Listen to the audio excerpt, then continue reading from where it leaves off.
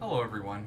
Today's video is going to be a bit different because I found something really weird and I'd like to talk about it because I don't know what I've stumbled on, I don't know what it is, and I don't know if this is like an ARG or what.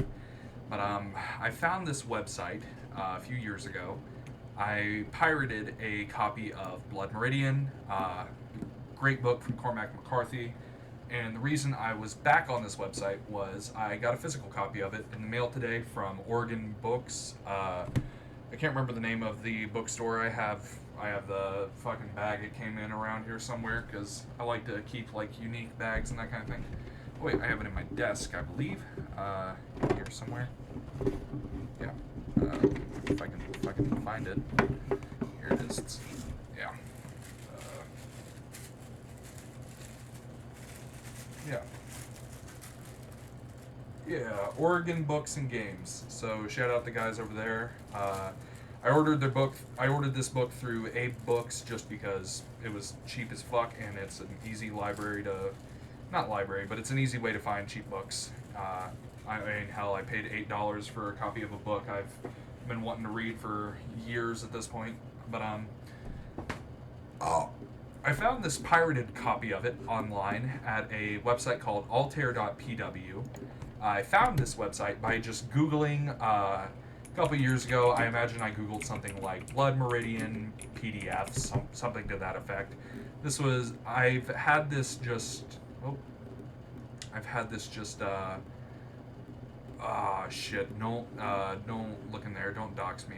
But, yeah, I Googled this, I found a PDF of it here, and I've had it pinned to my Firefox. I've had it pinned up here in the bookmarks. Blah. I've had it pinned right next to a dark room, fun little game. But I've had this pinned on my desk on my Firefox here. I've had it pinned for a couple years now, and I pinned it some point during my first year in college or between college. It was the summer between my senior year of high school and my freshman year of college, because it would have been, yeah, it would have been, so that would have been pretty much exactly 2 years ago, because I'm in the summer between my junior year of college and my sophomore year of college. But the reason I'm making this video is during the process of, I tried to record a video of me reading Blood Meridian, but reading out loud, I suck dick at it, so it didn't really go too well. And in the process, I credited this PDF because in the middle of this PDF, semi-randomly, there is Chinese and I believe Korean or Japanese text inserted semi-randomly. Let me see if I can find an example of it. Let's see. Here we go. Here's a little bit right there. You can see in the middle of the year in this section. And you can see that both times it's right after mentioning that the girl is 11. I don't know if there's a pattern to it. I don't know if it's numbers, but you can see here, there's one right here. There's another one right here. I don't know why it's like that, but it was just a funny little detail because, you know, I pirated this book a couple years ago through this website, and, you know, I mean, it was a free, easy way to read a book I wanted to read. You know, call me a criminal or whatever, but it was free, easy way to read a book. It's a pretty good book, by the way. Check it out. But when I was making the Blood Meridian reading, I went and I Googled the name of this website because I had never actually looked at it. Altair.pw. And you can see I've got the main thing open in a few other tabs. And when I look through here, I notice that there's a bunch of hyperlinks and a bunch of weird shit in here. I don't know what any of this is, and I assume this is an ARG or something to that effect, because, I mean, let's be real, this is some 2012 fucking ASCII bullshit. So I'm not 100% sure what this is, but whatever it is I've stumbled on, it's really well made. So, and I tried Googling it, but I have found so far 0 results other than a couple of real estate companies and a power attenuator. No idea what that is. a few different things. But I found when I try and just Google, you know, fucking, even if I had tried, I mean, altair.pw Reddit? That, for what? I, but everything I've Googled on it, it mentions just various random things. Oh, here we go. I see something with an actual link. I was shown, okay, and it was removed. What is this? Okay, we're something new. Let's keep that open in another tab. What is this? Maybe I'll have, if I keep looking. What is this? What is this first one? Not really sure what it would be. Something with bringing assets to NFTs. What? Oh, is this some NFT bullshit? Kusama, a scalable network of specialized blockchains? Okay. Huh. Oh god, is this some weird, shitty blockchain thing? Let's see. This is somebody talking about a video game character. Makes customizations. Altair for Python visualizations. Huh. Grammar-defined framework. What the fuck? I clicked on that because I saw like an Altair link, like a real Altair link. Huh. What year was that from? 1 year ago, so 2024. Huh. Okay. I don't know what I've stumbled on, but it seems neat. Huh. I guess I'm just going to start at the base, the altair.pw. Let me Google a bit. PW domain is the top level domain, is the country code top level domain for the Republic of Palau.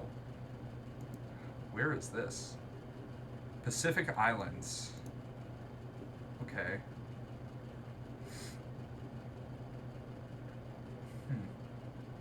Okay. Became the target of spammers, claiming that domains under .pw were a significant source of email spam. Huh. The anti-phishing work stated that the cc.com, pw, and tk domains accounted for 75% of malicious domain registrations.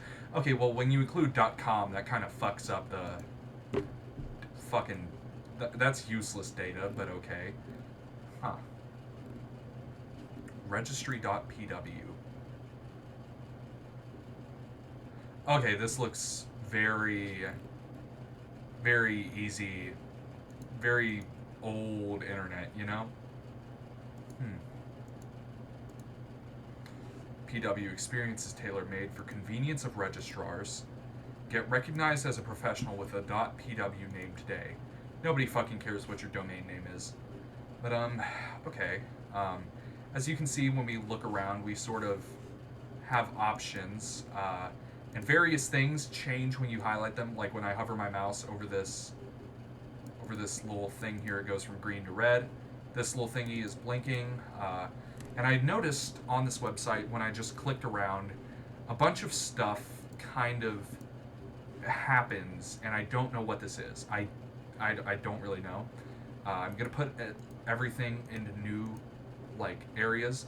When I click here onto, like, this page, the reason I opened it in a new tab is it seems like everything kind of has, like, layers onto itself. Like, you can see that when I click this, there's random things I can click into. The number you have dialed has been disconnected. And I can click the period, I can click 404, or I can click up. If I click 404, it takes me to this. We'll see what that is in a minute. If I click the period, same thing? No, it's different. And if I click up, it takes me here. Okay. I'm gonna read through. I guess I'm just gonna go one branch at a time and see what's in here. Let's see. We have Ordo ad, copyright 2013, Jan Zalowski, and it's the email. This is the, I believe, same group. This is the same link I went to a bit earlier. I don't really know. Copyright. I'm assuming it says copyright there. Copyright 2013, Jan Zalowski. FDD at altair.pw. Okay, and it takes me to the same thing. Okay. And you can see there's a bunch of ASCII art. Okay. When I click the at, it takes me to the pyramid, but upside down. Is there anything? I'm not sure if this is an ARG, but it seems to be a very old one, if it is. What did that do? It did something.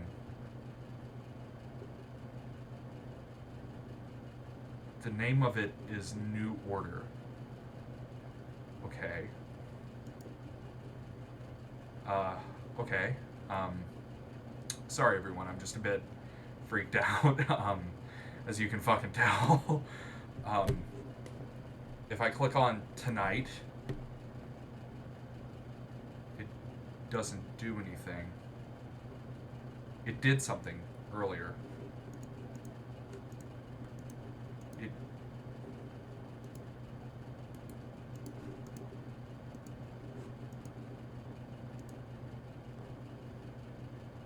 Okay. And when I click up, yeah, okay, clicking up takes me to the same thing, always, okay. So it appears we've done everything we can in this branch. There's something. I can highlight the space.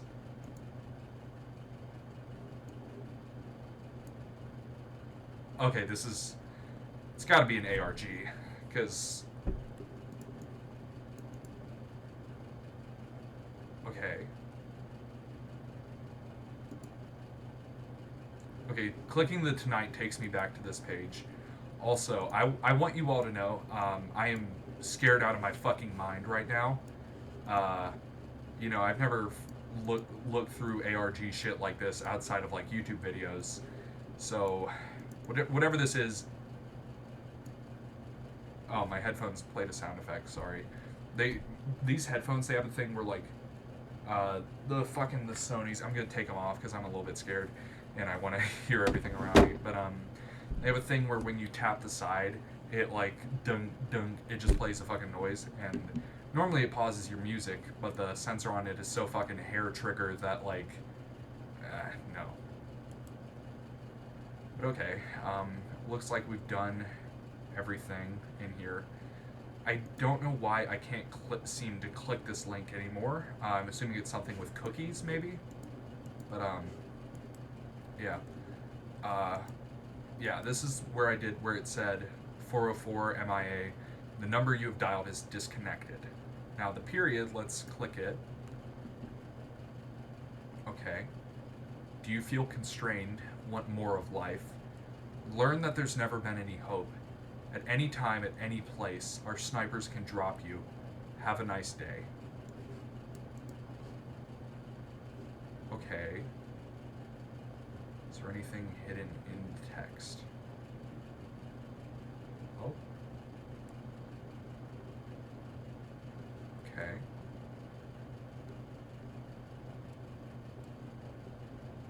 Huh. I think everything down here takes me to the same place every time. Hope. Whoa, okay. This is the furthest I had gotten before, was here. I'm gonna keep them with one earphone on just so I can hear if anything's around me, you know? FDD at altair.pw. Let's see.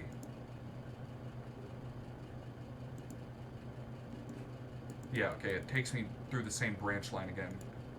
Clicking through the stuff in here.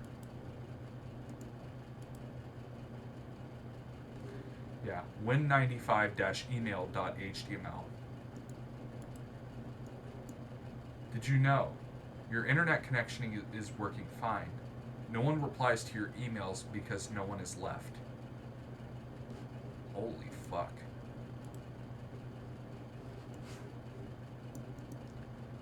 Whoever made this, I'm assuming Jan Zalowski is the guy who made this. He did a very good job with this horror aspect of it. It's currently 2 a.m. in my time zone, 2 a.m. in Alabama. I just have the little Chinese text there because I thought it was funny. Um,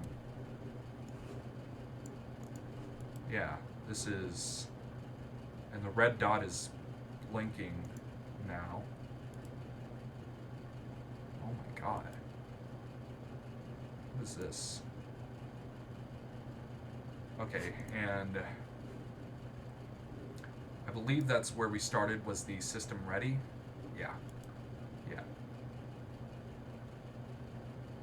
Welcome home to the end of the world.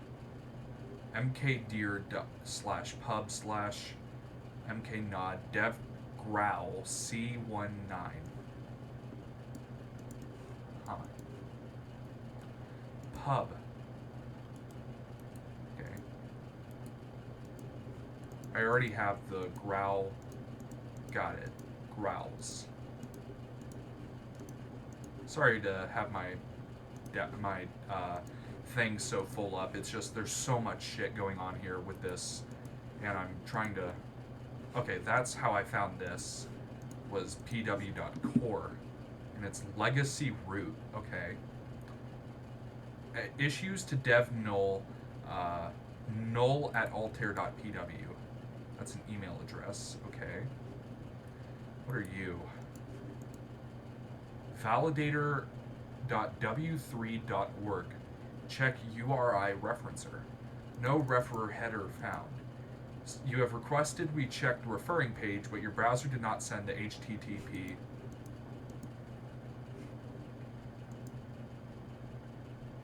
Huh. And it sent me straight to there. It didn't send me to any other. So that this website might be part of it. What the hell is this? Check the markup of web documents. This is not an error in the referring page. Huh. This can be for several reasons, but most commonly is because your browser does not know about this header, has not been configured to send one, transferred the referring document over a secure protocol such as HTTPS, but is accessing over ordinary non-secure, or is behind a proxy or firewall that strips it out of the request before it reaches. This is not an error in the referring page. Please use the form interface on the validator homepage. Huh. Alright, this looks like a legitimate website. This looks like a bit too much to be something with this. Making the web work, web3.org. Okay. Huh. And it looks like, yeah, copyright 2025. So this is something that is kept up. Whatever this is, it stopped in 2013, I believe. It said copyright 2013. We've got some Japanese here. I can't read Japanese. Oh wait, English homepage, yeah. And then this is the Japanese, or Chinese site is under development. Please continue to our current Chinese. Huh. Okay, so this is some old Web3 shit. Okay. Huh. I believe that's everything on this page. When we click up, I believe it just takes us to the same place. Oh. Hey, what are you doing here? System ready. Altair.pw indexdown.html. System ready. Takes us to that. Hey, what are you doing here? Doesn't look like there's anything we can click here. Whatever was here The logo looks, it's really small and pixelated, but it appears to be a clover, a four-leaf clover. Hmm. Okay. Down, up, down. Okay, so it just takes us through it. Okay, so I've accessed, I believe, everything I can in these, but I mean, hell, the website is public. If you're watching this, I believe you can, yeah, you can find it yourself. Altair.pw. When I click that, it takes me to ordo.html. Huh. Welcome home to the end of the world. Sorry if I'm taking a while in this. It's just, this is really freaking me out, to be honest. Yeah, we've already found the pub and Growl, and we've been on this page. So let's go through core, Growl. I think we found everything on Ordo and Index. So, this guy, okay, tonight, 4:04. Black Celebration tonight. What the fuck? We have a bunch of really old graphics. I mean, hell, half of these are, GNUPG.org. The GNU Privacy Guard. It's a free implementation of the Open PGP standard as defined by RFC 4880, also known as PGP. GNUPG allows you to encrypt. Okay, so it's an encryption site. It's talking about the Sequoia supercomputer, so this is probably old then. No, okay, it's kept up to date. 2.5.8 released 2 months ago. Huh. I don't know if you can see it because of my webcam. You should be able to. In the bottom right here, there is a German quote of some Bible passage. I don't really know here. I'll see if I can open that. Yeah. I can't read German. If you know what this says, read it for me. I don't know. But these pages are copyright of the GNU PG product. GNU PG. They have a YouTube channel. Oh, it's a... Also known as, what is this? GNU Privacy Guard. Open source 1999. Being a privacy software and open source kind of doesn't go together, but okay. Weird. Okay, but this doesn't seem to be anything. This seems to be like something legitimate. Yeah, Privacy Now, PGP. I'm assuming that's what all of these are, is just various old Web3 stuff. Let's see. iFetchmail. What are you? Berlioz.Denmark, DE, or Deutsch, I don't know. Translate. Google Translate isn't perfect, so Fletchmail is a well-documented remote email retrieval and forwarding utility. Okay. What the fuck? A good alternative is Getmail. Okay. It appears that whoever's running this is either German or French, because I found somewhere, on this page or on one of these pages, I found Paris.pdf. I found what appeared to be, I can just click it and show you. Yeah, a moving picture by Jan Zalowski. I tried Googling his name and I couldn't get anything. This is what I found when I was reading Blood Meridian and just picked this up to, I just clicked through the side of it, and this is kind of just clicked through randomly, and this is what I found. But, I don't really know. I don't really know what any of this is, to be honest, and I'm a little bit scared, but, it appears to be just an ARG. Welcome home to the end of the world. Pub/growl. Looks like both of these. Spam.here@foo.bar. Okay. Spam.here@foo.bar. issues to dev null. Null at altair.pw. What is plan 9? I'm going to click through all of these, but... oh?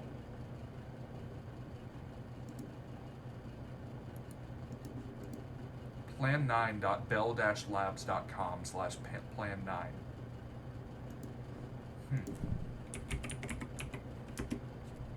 Plan 9 Bell Labs is an 80s...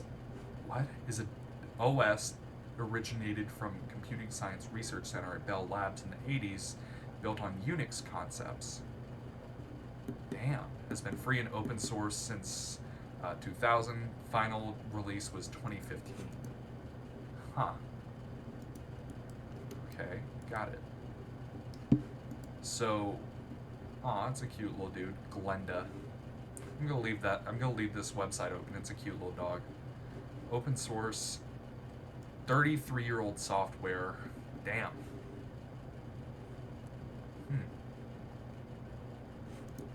So it looks like this website was probably made in the early 90s, if I had to guess, because most of the stuff shown on here is like early fucking Web 2, Web 3 shit. And I'm gonna cross my legs because I want to be comfy right now. This appears to be like some sort of early ARG. I'm not really sure what this is. The Mutt email clients. All mail clients suck. This one just sucks less. Me circa 95. And then, aw, cute little celebrating 25 years. That's a cute little drawing. Huh. So this is like very classic. Oh my god. You can see all the different versions they've made. Damn, and they're still keeping it active. Good for them. This is a fucking old mail client. Jesus. Mutt is a small but powerful text-based mail client for Unix OS. Okay, Unix OSs, which seems to be the common thread is different Unix Linux OSs. Okay, I don't know what the difference is, to be honest. I'm not one for Linux. I mean, hell, everyone and their mother's done Linux Mint on shitty old laptops at some point, but I mean, you know, as much as I hate fucking Bill Gates and Microsoft and all that shit, I mean, hell, it's what I'm on, just because I like downloading shit and it working. But, huh. Okay. Well, doesn't seem like... what is this? It's a cute little fan art. Aw. It's really fucking... looks like something out of a goddamn storybook. That's pretty... damn, they get 30 years this year, because that's in 2020. Man. And who drew this? Nat. Oh, you can't see it because it's in the bottom right. You can probably see it now. Nat. Shout out Nat, whoever that is. It's a cute little... it seems like... what is this? I don't know if this is a theme or what, but it seems like all of the mascots so far have been little animal guys. Let's see. This site powered by Vi? Oh my god, this is old head. On the older damn! There's an even older version of this page. What is this? Oh my god. It's so sad watching all of these old 90s web pages slowly die. Copyright 96 by Antonio Valley. I don't know. Fucking hell. Take that, feeble Emacs user. Oh no. Oh Ned, you are a Vi man after all. If you need other logos for your site besides the Vi logo, try out freelogos.com. They design free logos for, Vi Ubiquitous Editor. Pretty much sums it up why I use it. It's everywhere, work and play. I jump around between numerous Unix machines. Okay, so that seems to be the common thread so far, is everything is mentioning Unix, everything is... and I mean, let's be honest, if you're fucking around with operating systems and shit, of course it's going to be some ARG bullshit that people come up with. That makes sense. So I'm not really 100% sure what all of this is here, but yeah, let's see what this is. Oh, what are you? Page not found, washington.edu? Yeah, University of Washington. What the fuck? What's the link? universityofwashington.edu/alpine.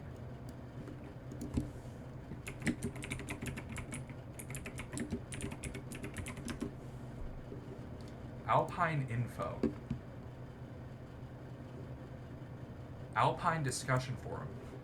The electronic mailing list Alpine info covers. Huh. Help at washington.edu. Well, unmoderated. It's an unmoderated mailing list or mailing thing? Not 100% sure. My ear's itchy as hell, sorry. Huh. What is Alpine? Oh, here. What is this? Alpine is, if it'll open, it's taking a while. Alpine is a free software news email client at University of Washington. Development ended in 2009, but new releases are maintained by Ed Chapa and hosted at alpine.xhost. Alright, it's gone now, whatever it was. This site right here is umbc.atlassian.net. Huh. Alpine. It's a few of these seem to be email clients, it looks like, because a few of these back here are like mail clients. The Mutt thing was a mail client. Fetchmail seems to be a mail client. Huh. Don't really know what I'm looking at here. This might possibly be the strangest ad for mail clients of all time. Look. Let's see. BT Junkie. It links to foreignpolicydigest.org, and it's copying the... Oh. Of course. It is actually the Silk Road of the internet. Everything leads to shitty porn. Of fucking course. But what the hell? Foreignpolicydigest.org. Is that what this is? BT Junkie. Oh? I can read the link. Yeah, btjunkie.org. And then it immediately goes over to this. DTIC88. What fucking language is this?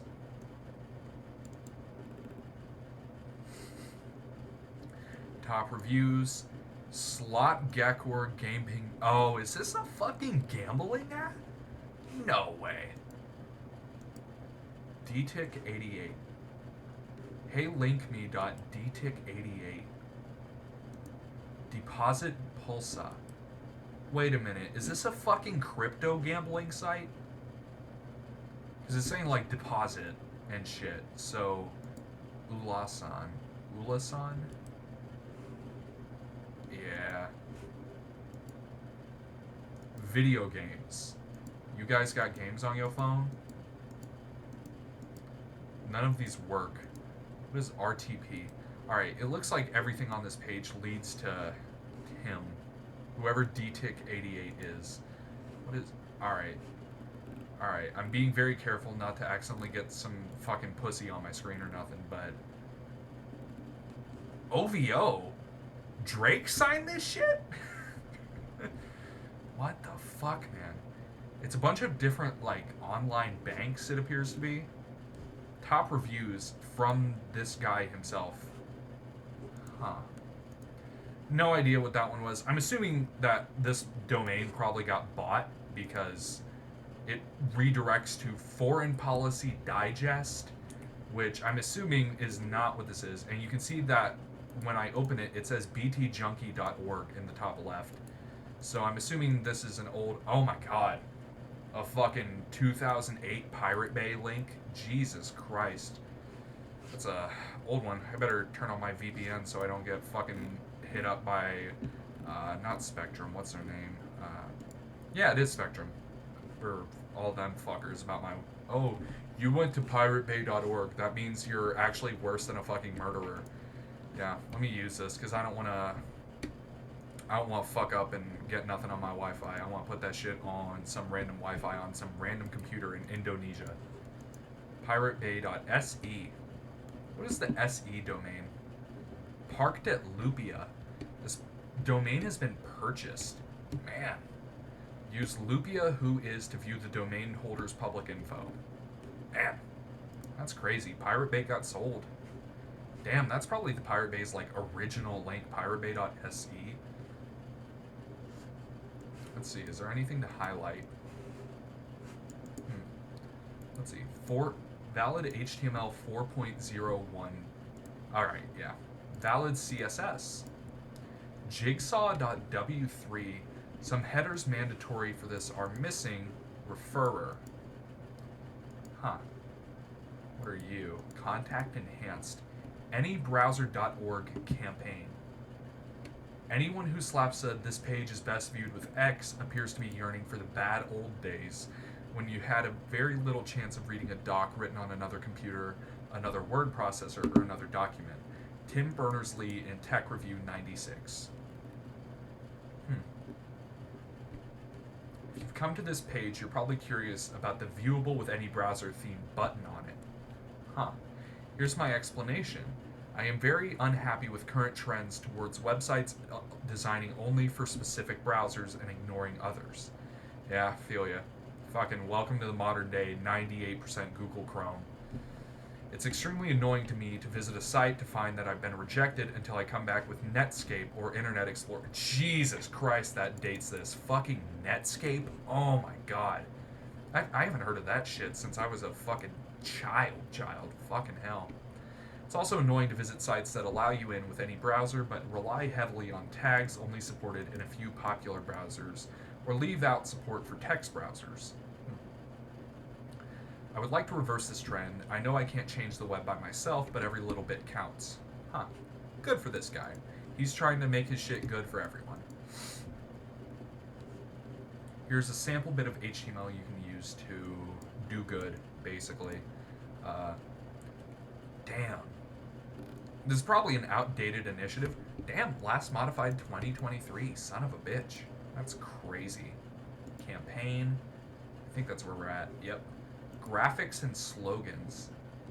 Search all graphics. I want to... Oh, hell no. Search graphics? No? I got no idea. But, that's neat. FAQ. Oh my god. So many fucking things. Example letters. Where are you? Well, that's an interesting website, but doesn't appear to be linked to Altair PW or whatever it is. Let's see, Apache. Yeah. Apache server project. Effort to develop and maintain, launched in 95. It looks like everything involved with Altair PW is dated to around 95 to 96, but as near as I can tell, this website was active until 2013, I believe. I'm not 100% sure. Everything on here so far just appears to be random shit in old internet. What is Nginx? I don't know. Nginx, oh my god, is an HTTP web server. Okay, 20 years. So either this is, 2025 version, whatever, has been released. What year was this started? Huh. Okay, I don't know. I want to find out how old this shit is. Let's see. Some stuff from 2003 down here, so we know that it is older than 20. So the 20 in the top right is the 20 years in the top right doesn't really matter. Huh. God. I don't know anything about Web 3. I don't know shit about nothing. I don't know shit about programming. I don't know shit about any. I don't know shit about dick, basically. But huh. Okay. What are you? Little tree images. Yeah, a little tree graphic. Huh.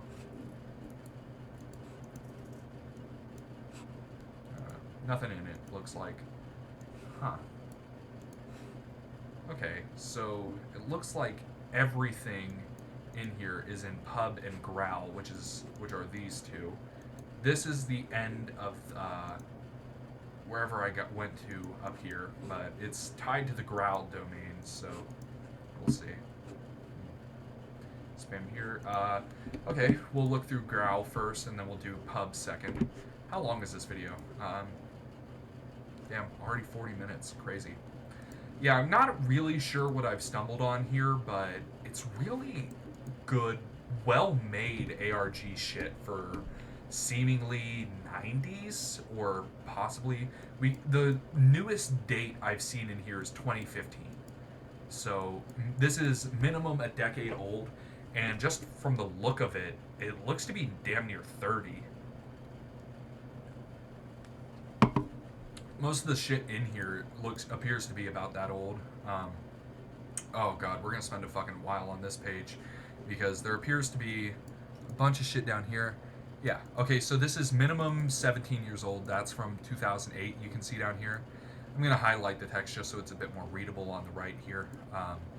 All the dates range from February 6, 2014 down to September 3rd, 2008. Jesus. And I'm just gonna look through and see if there's any links in places where we wouldn't expect. It doesn't look like it though. The client is always wrong. I'm just gonna go through and make sure there's no hyperlinks anywhere that I'm missing. Yeah, I'm not 100% sure what this is, but who knows? Maybe I'll use this as my big break for being a fucking, ooh, I'm a fucking YouTuber or whatever the hell. No, but 2012 Cultural Digest. Okay, we'll go one link at a time. Let's see. Hypertext is like text, but includes I'm fucking losing it. Includes links to and from other hypertexts. Tim Berners-Lee. I think we've seen that name twice now. That name was mentioned in one of the articles in the one of the ones in here. I want to say in the Vi one.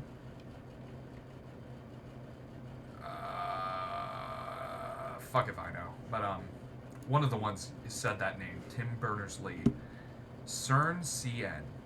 No idea who he is, to be honest, but let's see. Tonight. Yeah. Huh. Okay. I'm a little bit freaked out, to be honest, but hey, let's go through.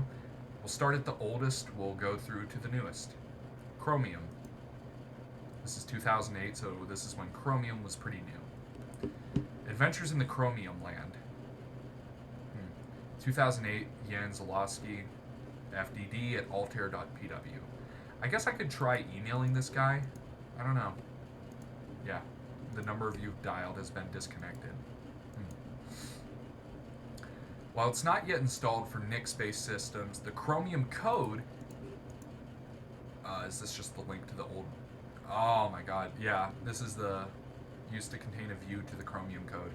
Is available for downloading / installing on a GNU Linux machine. Okay. It looks like all of these are just like old Chromium links. So I and my buddy Ed, I'll open it up, tried it out last night to see what we can get. However, due to some extreme load, or so I'd say, Depot Tools from SRC Chromium at Depot Tools SVN, we were unable to get the source SRC path. Then I decided to throw a wget1 at Chromium's SVN trunk SRC Chromium, whatever link that is. I'll open it, but 404 missing in action. So it looks like this link, and then that Ed, whoever Ed is, his blogspot got removed. Huh. Okay. Downloading. Hang on. Sorry. Then I decided to throw a wget1 at Chromium's SVN trunk SRC, downloading the source. By the way, you will probably have SCONs already installed, found on third-party DIR anyway. But then no luck compiling it. Oh. Sorry about that. In the meantime, the folks uploaded an updated version of Chromium, equivalent of Depot Tools G Client Sync. Full synchronization was a sci-fi subject a few hours ago. So check it out. Compile it with SCONS 1, whatever this is. Give it a try. Update, this morning I gave Wine.1.1.3, Wine HQ, a chance. Chromium ran, then crashed, but at least now I can take a tiny look under the hood. Use this build. No idea what that was. Exclamation, what brackets, /exec true. It uses the V8 JavaScript engine, a unique multiprocess architecture with a giving back memory implementation, also being the first WebKit implementation on MS Win. Moreover, Chromium is very challenging to debug. It has an about memory facility, its own taskman, etc. Have fun. P.S. The source contains a lot of libraries like WebKai, NPoppy, libxml, Hunspell, bzip2, SCONS, SQLite, TLSlite, etc. Search for readmne.google files for details about each of these libs. And then a little, not sure what this is, little period thing. -- September 3rd, 2008. And then a little link, validator, and whatever this little clover was, it's seemingly gone now, but let's see. We have some Chromium and then a Debian Ubuntu page from the Netherlands and China. And something to do with line. Don't really know what that is. I'm not too into Linux shit. I've heard the term, but I don't really know what it does or is. I'm going to take these headphones off. I'm just going to turn the volume on my computer way up, so if there's any sound, I'll catch it. Oh, God. Wearing headphones for too long, hurting your ears, is the worst fucking curse for retards. It actually demolishes your ears, but it's like, damn, I need these bitches. Huh. Oh, I don't think I opened that. Did I? Yeah, that's the... sends me throughout everywhere. But, it looks like the Tonight hyperlink is gone now. Okay. Let's see. Knocked. Knocked. Copyright 2009. This is from February 18th, 2009. Let's see. Same link. Doesn't look like there's any links in this one. I'll just look through.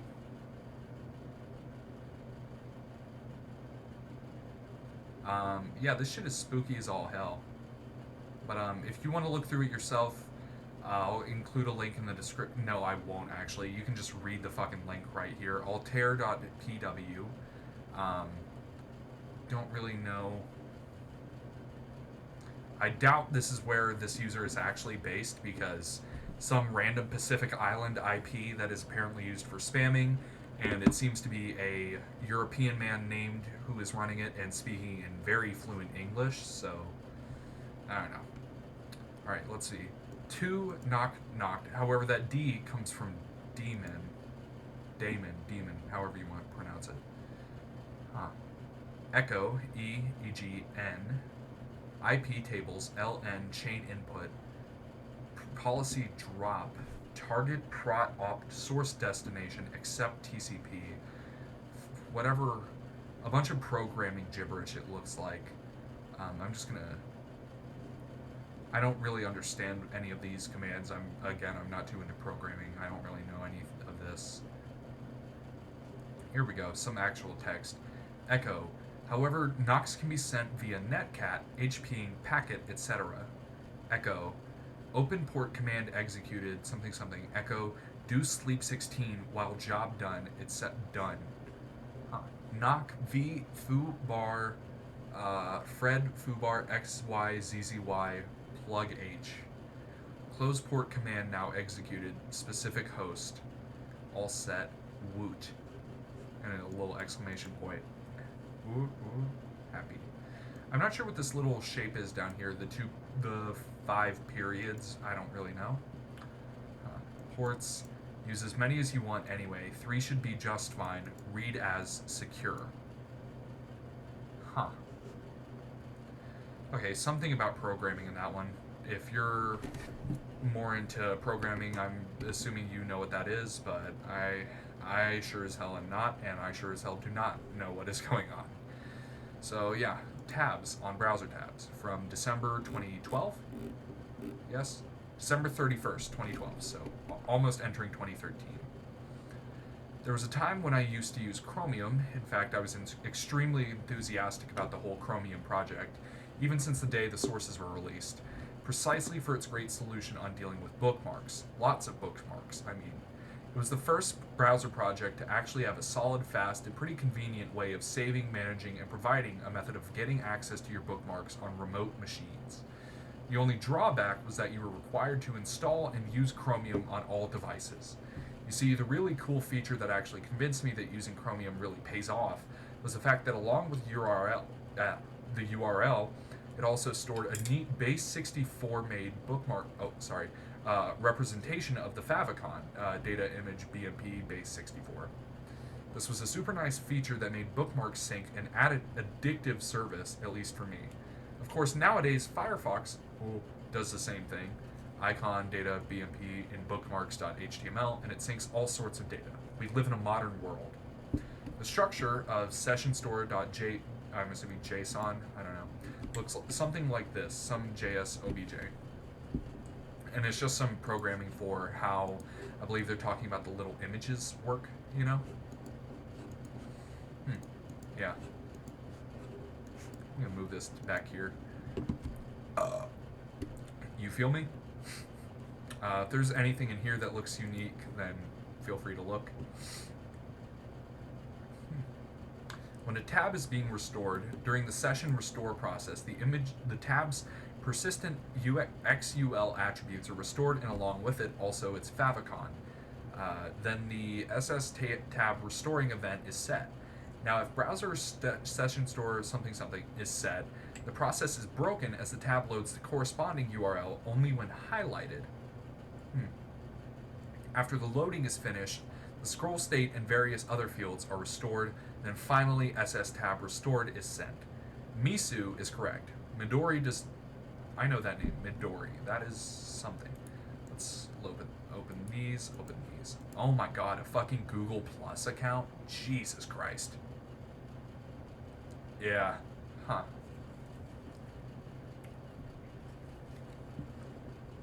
What fucking language is this? Indonesia. Oh. I forgot about that. Huh. Yeah, last year we announced plans to wind down Currents. Yeah, they killed Google Plus, so... Huh. And then redirecting Midori browser. Yeah. Let's try reloading and seeing if it'll work. Oh yeah, I had my VPN on. I should be good to cut it off now that I'm through like the actual website links and shit. Yeah, disconnected from Indonesia. Great pop-up website. Huh. Where was I? Midori. I know that name from somewhere.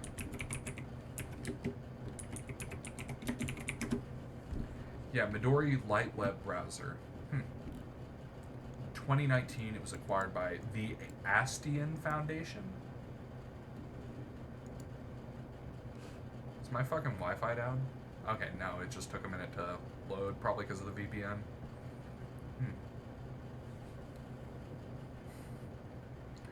VPN is a lightweight web browser. Okay, looks to be from 2007. Okay, so we know that this is from the 2007. Or it says 2012, but I'm going to be honest, I do not trust the date this guy gives us. I don't know who he is, but whatever this is, it seems kind of odd. So, let's see.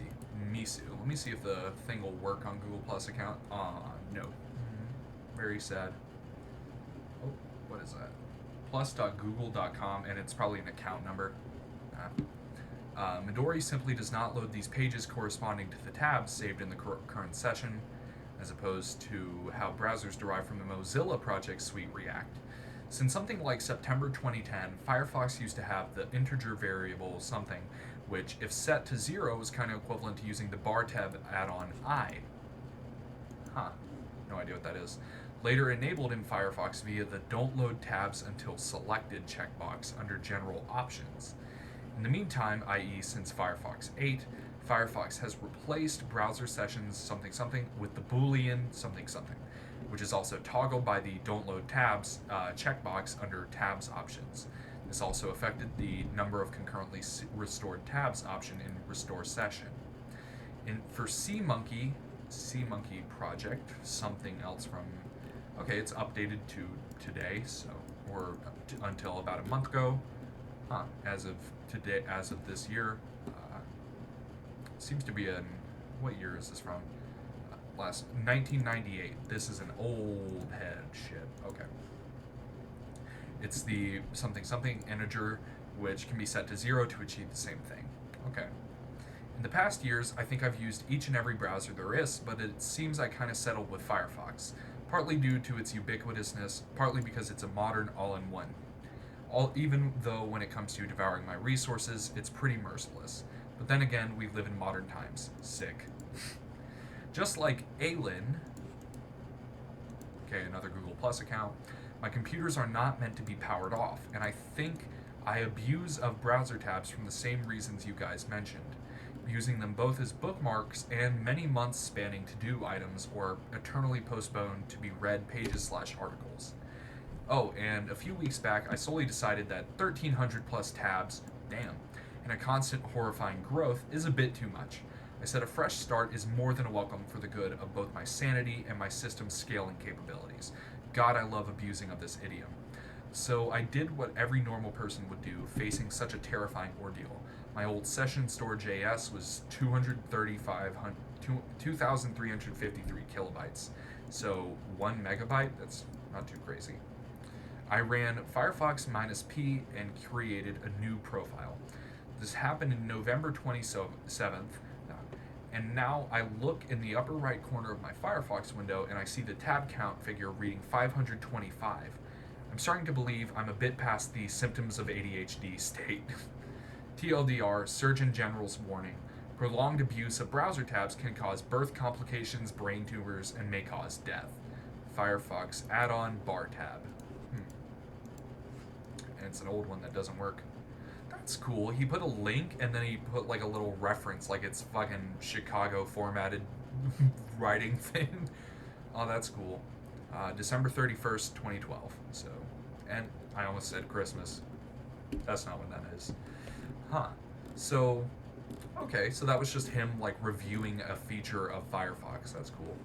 One thing I want to check real quick. I'm gonna look at the whatever he has written out in the logo of the website, because he mentioned like the little logo getting saved in the bookmarks, and I'm realizing now that I think it might be binary, because it says 10110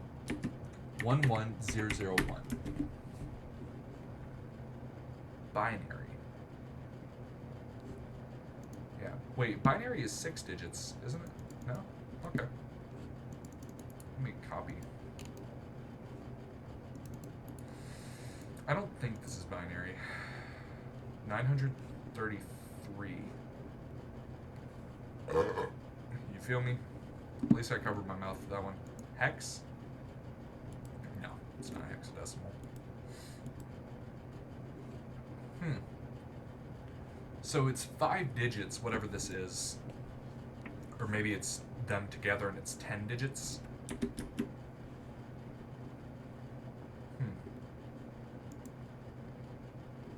10110 729 raised by 10. What the hell? Okay. Convert to decimal.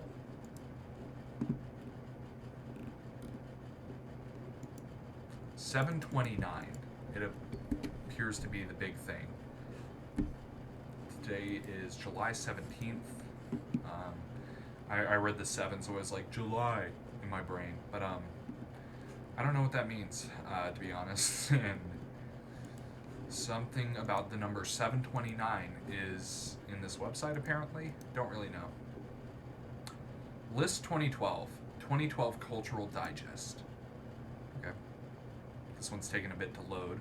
There. Oh my god. What the fuck? Chill, man. It's a bunch of media, it looks like. It's a bunch of things. Oh wait, I saw a hyperlink it somewhere in here, I think.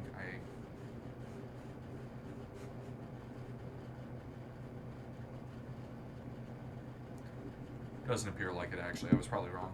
Quoted book, screenplay, or short story. January 1st, The Departed, 2006. Event Horizon, 1997. That's funny. Wait. Huh. Okay. January 2nd, Il Buono, Il Bruto, Il Cattivo, 1966. The Outcast of Poker Flat, Bret Hart, 1869. Okay, so it looks like just different shit he enjoys. Doesn't appear that there's any links in here. Whoa.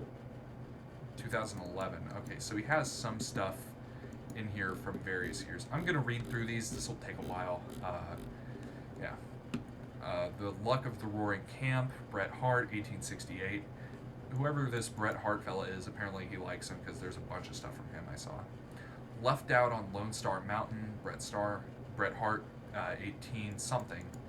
Oh wait, 21 Grams, 2003. Catcher in the Rye, J.D. Salinger, 1951. Diabolique, 1996. Legends of the Fall, 94. There Will Be Blood, 2007. That's familiar. I feel like I know the name of that. I feel like I know that. Yeah, that movie. I think I saw a trailer for it on YouTube as a kid. The Confession, 1999. Last of the Mohicans, 92. Loya Forever, 2002. Con Air, 97. Unforgiven, 92. Ying Jiang, 2002. Into the Wild, 2007. Never Let Me Go, 2010. The Mist, that's a good movie, 2007. Indian Runner, 91. Blade. Whoever this guy is, he has really good taste in media. The Guys, 2002. Manhattan, 79. Misery, 90. Warrior, 2011. Backdraft, 91. 25th Hour, 2002. Never heard of it. Raising Arizona, 87. Like Five Nights at Freddy's. One True Thing, 98. Downtown, 90. Stay Tuned, 92. Mystic River, 2003. Warhorse, 2012. Underneath, 95. Maybe Baby, 2000. Crooklyn, 94. Kid Stays in the Picture, 2002. Incognito, 97. Drive, 2011. Have you heard of Adam Driver? Yep, that is crazy. That's funny. JCVD, 2008. Conviction, 2010. Notting Hill. It's a good media. I feel like I know that name. Notting Hill. Is that British, I feel like? A romantic comedy film. 7 out of 10 movie. Wow. Ace Ventura, Pet Detective. Nell, 94. Girl with the Dragon Tattoo. My mom read that fucking book all the time when I was a kid, and I remember she fucking loved it, and I don't know a damn thing about it. Diabolique, 96. The Descendants, 2011. Take Shelter, 2011. Ides of March, 2011. Kill Bill, Volume 2, 2004. Good movie. Safe Men, 98. $1 Million Baby, 2004. Raising Arizona, 87. Imaginary Crimes, 94. Before Watergate, Problems of Corruption in American Society, Brooklyn College, 1978. College. La Rouge, Eleanor, Stenhall, 1830. Wu Ji, 2005. There's a fucking fly in my face. The Haunting, 63. Contagion, 2011. Winter's Bone, 2010. Hunter, 2011. Sea de Terra, Silviu Nejut, I don't know, 83. Texas Killing Fields. I fucking remember hearing about that movie. I want to say this was a movie, a horror movie. Yeah, crime thriller. That shit was crazy. But I remember watching it probably when it came out in 2011, and it scared the shit out of me. Small Town Murder Songs, 2010. By Way of Deception, Victor Ostrovsky, and Claire Hoy, 90. Copland, 97. Usual Suspects, bad name, 95. Tinker Tailor Soldier Spy, 2011. Tyrannosaur, 2011. Alright, I will read all of these, but like, you gotta admit, this guy likes media way too goddamn much. He is just going through and watching fucking everything that has ever existed. I wonder, I'm just gonna scroll through slowly and just kinda... Oh, Pulp Fiction, that's cool. I still haven't watched all of Pulp Fiction, I fucking need to. Chernobyl Diaries, 2012. Oh my fucking god. Breaking Bad and Silent Hill. That is a crazy back-to-back. Oh my fucking god. That is fucking crazy. He said, I'm gonna watch Breaking Bad while playing Silent Hill. Heard what sounded like someone walking, but I think it was my grandmother. I lived with her. I think it was her walking around. I don't know. Let's see. Oh, he played Resident Evil Retribution. Okay. Let's scroll back. I believe I was in January still. Fucking course I was. I was at... Don't remember... I got past the Mist. Ides of March there. Before Watergate, got there. Claire Hoy, that one was pretty recent. Usual Suspects, yeah. Okay, let's just... I'm just going to read it in my head, and if it's something funny or notable, I'll point it out.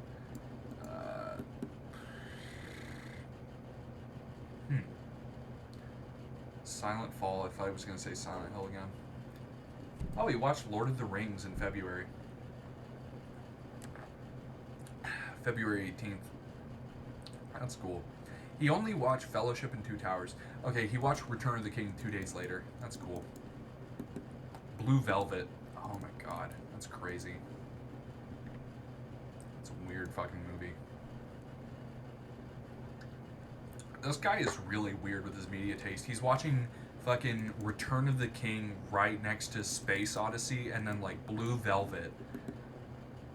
Weird fucking taste. It's all good. He watched Drive, that's funny. He watched it again. Resident Evil 2002, I almost said 22. 2002, Alien, the old one, that's cool. 2010, Year We Make Contact. Rainbow Thief. Fucking me when it's my Pride Month. The Punisher. There was a 2004? Holy shit, I had no idea. That was a thing? Okay. He watched... God damn, he really fucking likes Drive. Jesus Christ. He watched it again. Hunger Games 2012. Battle Royale. Fortnite. Battle Royale was a good fucking movie. But, it was a weird movie. Jesus Christ, he has watched Drive like 8 fucking times. This man is schizophrenic. Lovecraft, Fear of the Unknown. It's cool. Out of Time, Emerald Forest. Red Dawn. I don't know if that was a good movie or not. I haven't seen it. I've heard a lot about it. I've heard a lot about, like, it's an American classic, but, I mean, so much shit that gets called a classic is just kind of bad. Shawshank, it's pretty good. Let's see. Heaven's Gate. Oh my god. Saving Private Ryan. I mean, that's fucking obviously... Lord of the Flies. They made a movie of that? Oh yeah, because it's the British actor at the end being like, quit being like this, boys. Come back to civilization. Pulp Fiction? Hell yeah. Let's see. Scratching my fucking ears again. Oh my god, this shit feels good as hell. He watched the Ben Stiller The Mummy. It's funny. 2 Ace Ventura movies. Good for him. Lord of the Rings, Return of the King again. He watched Return of the King and Scarface in the same day. What the fuck is this poor man going through? And then I Am Legend 2 days later. Jesus Christ. What Doesn't Kill You. I haven't seen that movie. Or show? I don't know what the fuck it is. I'm just trying to make words for the video. Scarface again. Bram Stoker's Dracula. What the fuck?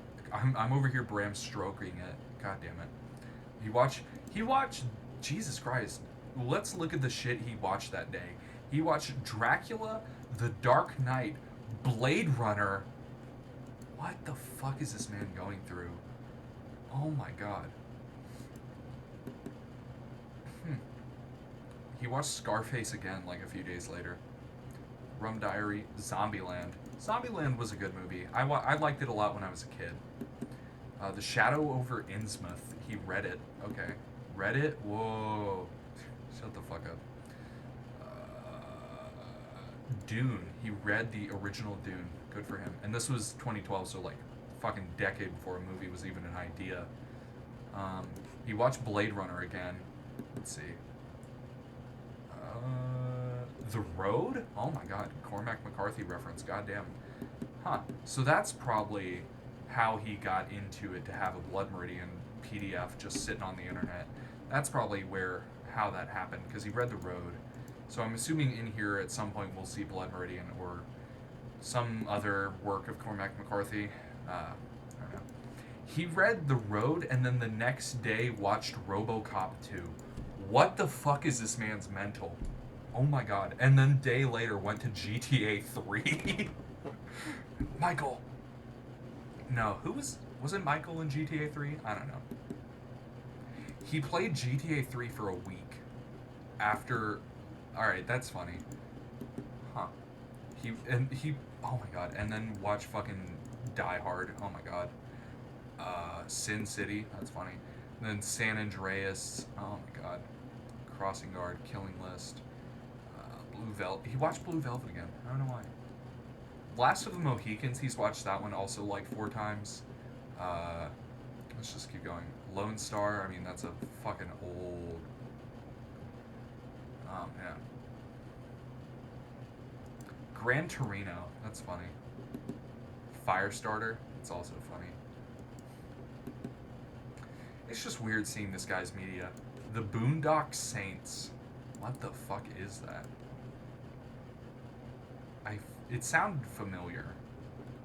It's probably just because I watched the Boondocks. It probably just sounded familiar because of that. Then he watched Reservoir Dogs. The movie's fucking wild. For a few dollars more. Okay, so he's getting a bit into the Clint Eastwood stuff. Changeling. No. Then he watched The Shining. Suspect Zero. Catch Me If You Can from 2002. That's funny. And then he watched The Dark Knight again. This guy's taste. So on my. This is from 2012. Yeah, 2012 or 2013. I believe 2013. But in June 28th, 2012. So on my 7th birthday. 7th birthday. This man was watching The Shining and The Dark Knight and Scarface in like a marathon. That is fucking funny as hell. Huh. Eyes Wide Shut, that's a good movie. Shining. He watched Eyes Wide Shut twice in a day. It's a good movie, but it's not that fucking good. Like, I watched it and said, man, that was good for a few days, and then moved on with my fucking life. Jesus Christ. This man has watched Drive 9 times in a year. I am worried about him.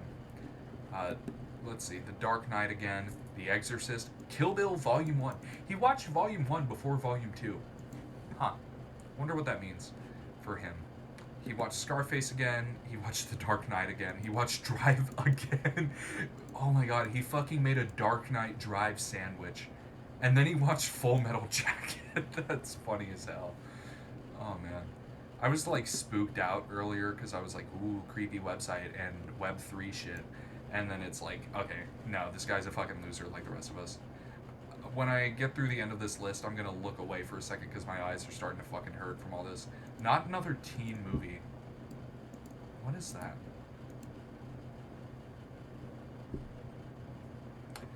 I feel like Chris Evans. What the fuck? Okay.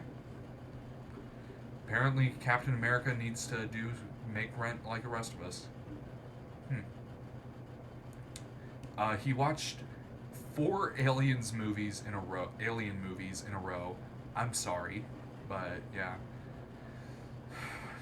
Then he watched The Matrix a couple days later. What the fuck are you? Oh, Atomized. Why didn't you just call it that? Okay, so I'm assuming this guy is German then, because he just called it the German title instead of the American title or English. Oh my god, I'm fucking actually a retard. I'll call it the American Tide. Oh my god. Anatomy. Huh. I remember hearing this. Isn't this like a fucking A24 like classic or some shit like that? German horror thriller. Hmm. Okay, yeah, so I'm assuming this guy is German then. Forrest Gump and Pulp Fiction. Weirdest back to back of all time. Hmm. Girl Interrupted. I feel like I've heard of that. One Flew Over the Cuckoo's Nest. I mean, who hasn't heard of that? The Children. Siberia Crocodile Tears. What the fuck? Huh. Where was I? Shit. Bat 21. Yeah, that's where I was. Benjamin Button. Crazy. Blue Lagoon. Yeah. Then he played Vice City for a week. For 2.5 weeks, he played Vice City every day. That's crazy. Let's see. He's been watching the same like 7 or 8 movies on fucking loop. There's Heaven's Gate again. Oh my god, I'm kind of scared for this poor fucking guy. He's watching like weird shit back to back. Midnight Cowboy. Yeah. Zodiac. Okay. Let's see. Finished East of Eden. Huh. Demons from Dostoevsky. Okay, you freaky little bastard. Oh wait, East of Eden Demons from, yeah. Huh. Let's see. He watched Forrest Gump again. Then he watched a Making the Shining documentary. Okay. Let's see. Call of Cthulhu. Dark Corners of the Earth. Shadow over Innsmouth. Shadow over Innsmouth is pretty good. I've read it. It was. I like his short stories, and you know, it sucks how fucked up and racist he is, because he just pulls horror from the weirdest places, and it's almost always from minorities and women, and it's just like, what that? Let's see. Seven Etten. There you go. 50 Shades of Grey. God damn it. You fucking goober. I'm gonna be thinking about that one for a while. Fuck. Let's see. Then he watched, oh my god. The Brothers Grimm. Did he read like one of their stories or something? I don't know. He watched Twin Peaks. Huh. Texas Killing Fields again. Cabin in the Woods. It's a good movie. That movie was pretty good. It got a lot of hate, but I enjoyed it. Dark Knight Rises. Oh my god. This man fucking loves The Dark Knight. He loves Batman. Where am I at? Shit, I got a little bit lost. Then he watched Batman Begins. He watched Dark Knight Rises, American Psycho, and then Batman Begins. I like how you can tell he was on like a Christian Bale kick. That's funny. Law Abiding Citizen. Ooh, The Thing, 1982. That's a good fucking movie. That's a great fucking movie. The 2014 The Thing, it wasn't great, but it was okay. An American Werewolf in London. That's an old fucking classic. The French Connection. Never seen it. Heard a lot of good about it though. The French Connection. Let's see. Manhunter. He watched South Park a little bit. That's funny. I like how he specifically said 2 episodes. That's funny. He watched the Obama wins episode like a week before the 2012 election. That's really funny. Then he played Silent Hill. Fucking goober, man. Let's see. The Resident. Oh, I thought he was going to say Resident Evil. Total Recall. Ooh, Total Recall, Looper, Casino Royale. That's a pretty good run. That's 3 decent fucking movies. Good for him. Then he watched Breaking Bad and Silent Hill. Let's see. Lethal Weapon. Never saw it, but I don't know. It doesn't really seem like it's for me. He watched Gucci Premiere. Weird. Then he played Resident Evil and then watched Pulp Fiction. Then watched Home Alone. Pulp Fiction into Home Alone is really weird, but it's funny. Some White Hell of Pitts Paloo.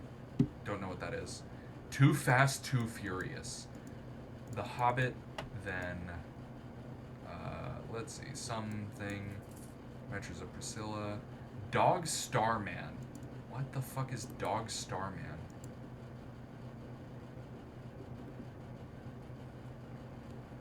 Is a drama. What the fuck is Dog Starman? A series of... What the fuck? It was interesting enough that I had to Google it. It's in the Library of Congress. They form one larger film and are shown together as one film. What the fuck is this? I mean, background, structure, notes. Combined as a 78-minute film. The entire film was named to the National Film Registry. Below are the individual films. Prelude in 1961. So it took them 5 years to make this whole series of Dog Starman. The film has a 100% based on 9 reviews. Alright, well, it's 9 fucking reviews, buddy. The star, possibly the star in Dog Starman, one of the most prominent images, it is seen in various times through the film. What the fuck is this man watching? Dog Starman, apparently. Jonas Ackerlund Smack My Bitch Up? That is awesome. What the fuck, man? Portal, No Escape. Yeah. How the Grinch Stole Christmas. That's funny. The new... he watched that the day before Christmas. And then on Christmas, he watched There Will Be Blood. The fuck is this man on? Then he watched Taken 2. Weird guy. Weird guy. The Thin Red Line. Ooh, far-right bullshit. You love to see it. Huh. And then the Tonight link is back. Okay, so that seems to be just a review of media he watched in 2012. And apparently this man consumes more media than anyone on the fucking planet, watching like 3 movies a day. Jesus Christ. Then, Love Lost. No Love Lost. 404. Disconnected.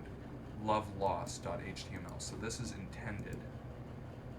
Is this one different? No.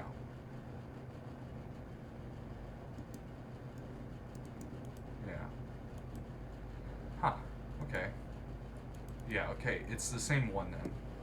1,200 hours. On Monday, December 31st, 2012, around 1,900 hours, so fucking 7 p.m., I decided I wanted to upload 2 new versions of existing files and 2 new files, some restructuring split, when I was unexpectedly greeted with a sparkling deadline expired prompt. Confusion settled in instantly as I naturally began to question my remembering capabilities. Wrong was I not, as I immediately understood what we're dealing with here.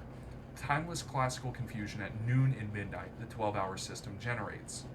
Okay. You feel me? Point is, it's not clear at all what 12 a.m. and 12 p.m. in fact really mean. Midnight? Noon. In fact, they could both refer to as noon or midnight. To spike up this rant even further, I might righteously add that there is not a clear way to, there is not clear whether 12 p.m. denotes the point in time corresponding to the end of the day or the very beginning of the day before that. I must say it out loud, this is the fact that generated so much confusion in our situation. The deadlines that have been set as 1/1/13 12 a.m., meaning that uploading is allowed right off until the Times Square ball reaches the ground. Some good practice alternatives to follow in order to avoid future worldwide disasters would be replacing midnight with 11:59 p.m. to explicitly denote the end of the day, and with 12:01 a.m. for the start of the day. That's what my college does for its assignments, is everything is due at 12:59, or 11:59. Use the 24-hour clock. Use military time, which I prefer and recommend. Who actually uses that shit in their everyday life, though? After all, this shouldn't surprise anyone having the slightest idea of how much fear and loathing the use of zero... I'm sorry, I just saw that and had to open it. Use of zero can inject into any subject that deals with notions such as starting, ending, or infinitely evolving process. Fuck. Really, no person is to blame for the terrifying ordeals this zero situation, as I often love to call it, off turn. spanned over the ages, as it goes way back to the dawn of the philosophical currents into the bowels of the history of mathematics. This guy's got like a little bit of literature in him. He's fucking speaking that shit. NIST. NIST.gov. What the fuck? Okay. Let's see if that... Alright, it's the same thing. Huh. Okay, man. Go off, King, I guess. Typing. Coined a new term. Artsploitation. Actually, not by me, but anyway, it's pretty much legit. Clip 2011 and Vanishing Waves 2012 fit just fine. Typing improvements, start writing literature. The above statement is direct corollary to learn to fucking type. January 24th, 2013. No idea what he's on about with this one, not gonna lie. Artsploitation. Clip 2011. What is Clip 2011? A young suitor has a problem, he wants to impress in-laws. Vanishing Waves 2012. 5.9 on IMDb. Jesus.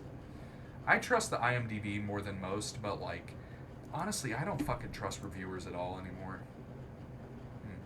So whoever this guy is, he seems to be just kind of just, this is his blog, I'm assuming? Huh. Swans. Swans are flying. Watching Aronofsky's The Black Swan for only the second time, first one being right when it premiered in winter 2010. After a great deal of huge expectations that now seem to build up along the fall, I was quite disappointed, I remember, after I watched the picture. Given that I really liked Aronofsky, especially his 2008 feature, The Wrestler, I naturally expected to be emotionally touched somewhat in a similar manner. I'm gonna physically touch you. Huh. I don't know. So here I am, initially planning on watching it for a study on the modern approach towards choreography, then being drawn by some other aspects. Not just this whole depressing February thing, such as the newly discovered Sick, Just a Coincidence, article on the 48 Hidden Images in Black Swan by Sadie Margaret, cinematiccorner.blogspot. It's a blogspot. Holy shit, I am surprised. Anyone who uses Blogspot, their shit is just always fucking gone. Oh my god, like, fucking always. Huh. Let's see. 48 Hidden Images in Black Swan. I never watched it. I don't know.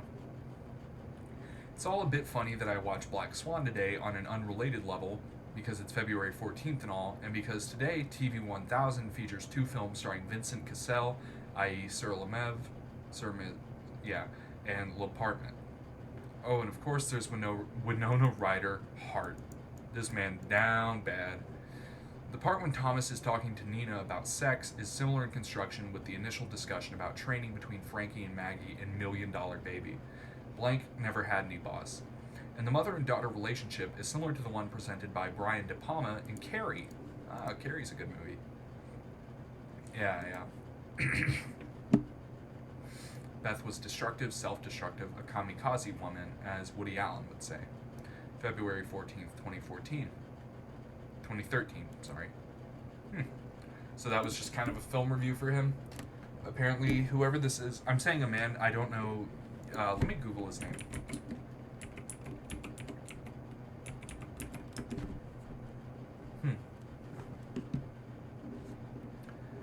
Whoever this guy is, I found this Wikipedia page, and it says he's a Polish writer.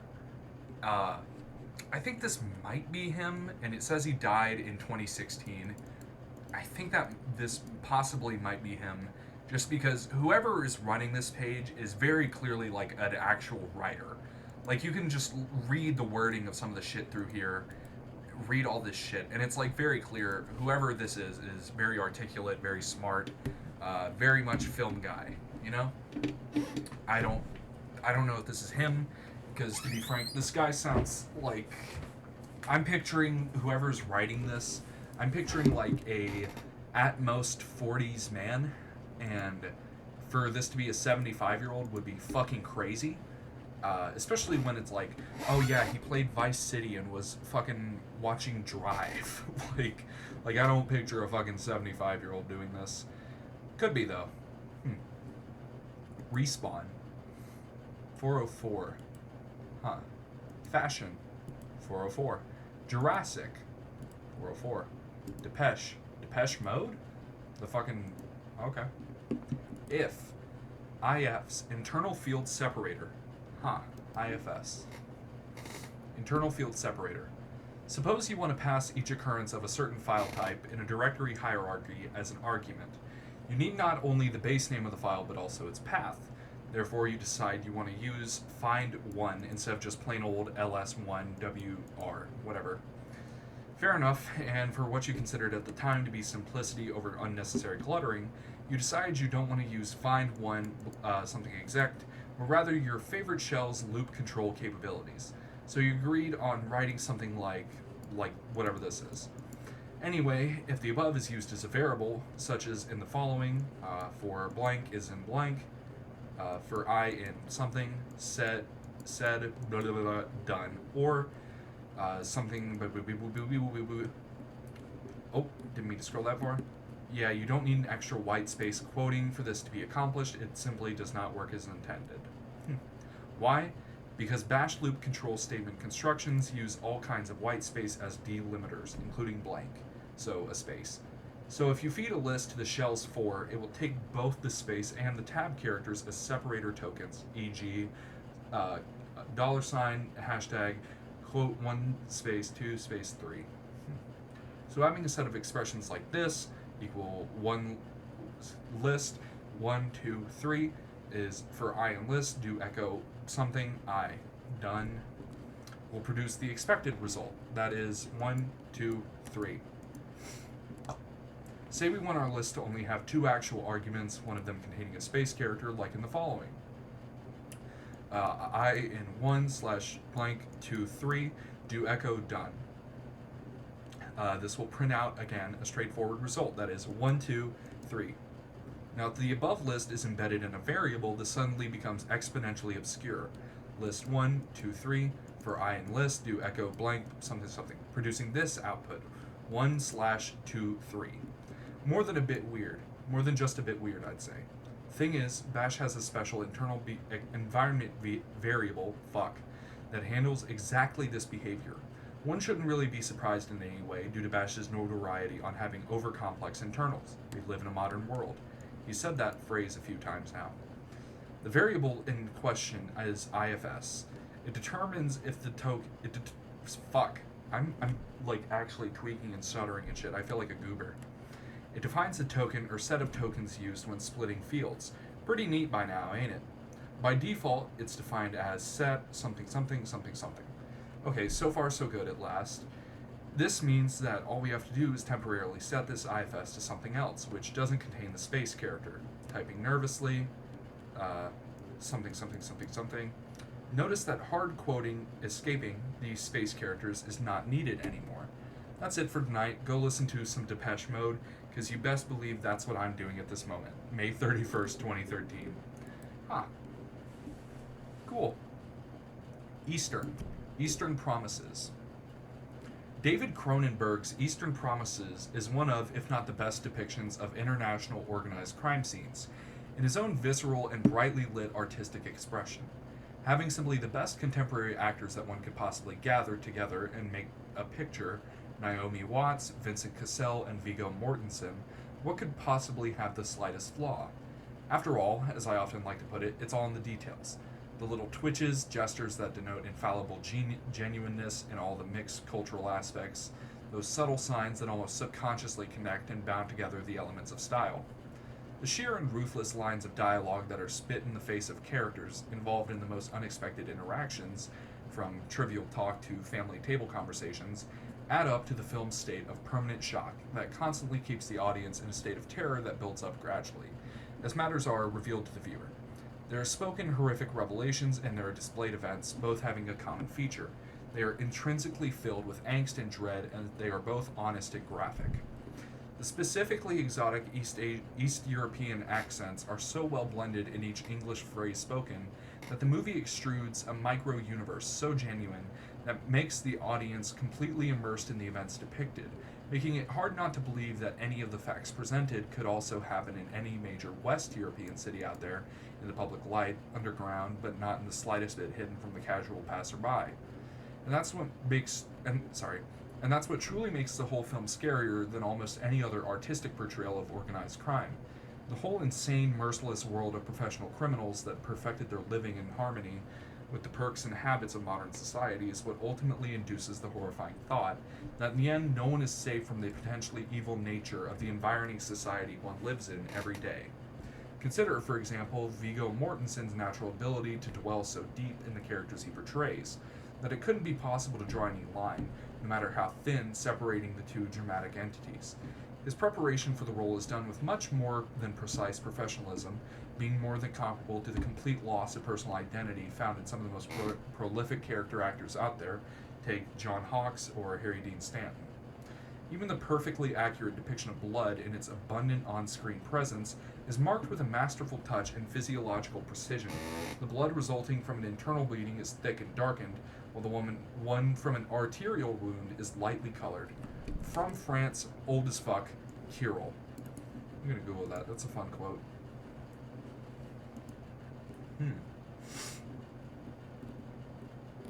From France. Where is this? And oh, is this a dialogue transcript? Okay. Huh. And then also that link again. Huh. Let's see. April 8th, 2013. Cool. Tar. Ugh. Tar. A little ASCII art up here. That's cute. I like the ASCII art. It's pretty. To extract from a specific hierarchy level, consider that a tar call has the following structure, where blank denotes an optional argument or string. Called this way, tar will extract the file starting only from the path desired directory. Only the contents of desired directory, recursively, that's understood. The point is that for tar to be able to select the right level, the path must be provided exactly as it is stored in the tarball. So don't assume that it has leading or some other oddity, leading with something up here, or some other oddity. It is not just recommended, but sometimes mandatory that you make sure that you're specifying the correct path. Therefore, it's probably better to examine the contents of the archive first. Good practice anyway. Then, say we have a tarball, hairball.tar, and then if we only want the contents of haircat, we do the following. Tar something something haircat.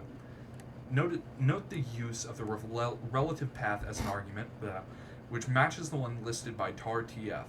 Up to this, it should be pretty clear as to why tar acts this way. By default, it stores relative paths. Moreover, if you try to create a tar of a whole directory hierarchy, tar will inform you on this, removing leading blank from member names.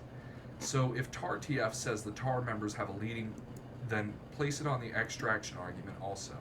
If there aren't any leading characters, then don't. Note that tar supports the P option, which archives the files using their respective absolute names, so no base name 1-like behavior. It doesn't strip the leading from the file names. Thus, to sum up, the call format for the GNU tar looks something like this. Yeah, cool. April 8th, 2013. Whoever this guy is, he seems really odd because he's like a really, really professional writer, really impressive programmer. I have no idea what this guy is doing. The Sound of Music, Soundgarden. Oh my god. So much shit in here. These are my favorite albums. No studio albums, only studio albums included. No EPs, compilations, or soundtracks. Jesus Christ, so many fucking albums. Oh my god. Let's see. Let's just fucking read it all. Take a drink. Thing's empty. Yep. I drank it all. Alright. Robert Johnson. Don't know him. Kind of Blue from Miles Davis. That's great. Something from Jimi Hendrix. Are You Experienced? I never really listened to Jimi Hendrix, but he's alright. Let's see. We got Steppenwolf. We got Cream, the JoJo stand. That's cool. Bunch of JoJo stands in here, I see. Kraftwerk. Oh my god. Let's see. Wendy Carlos, Switched on Bach.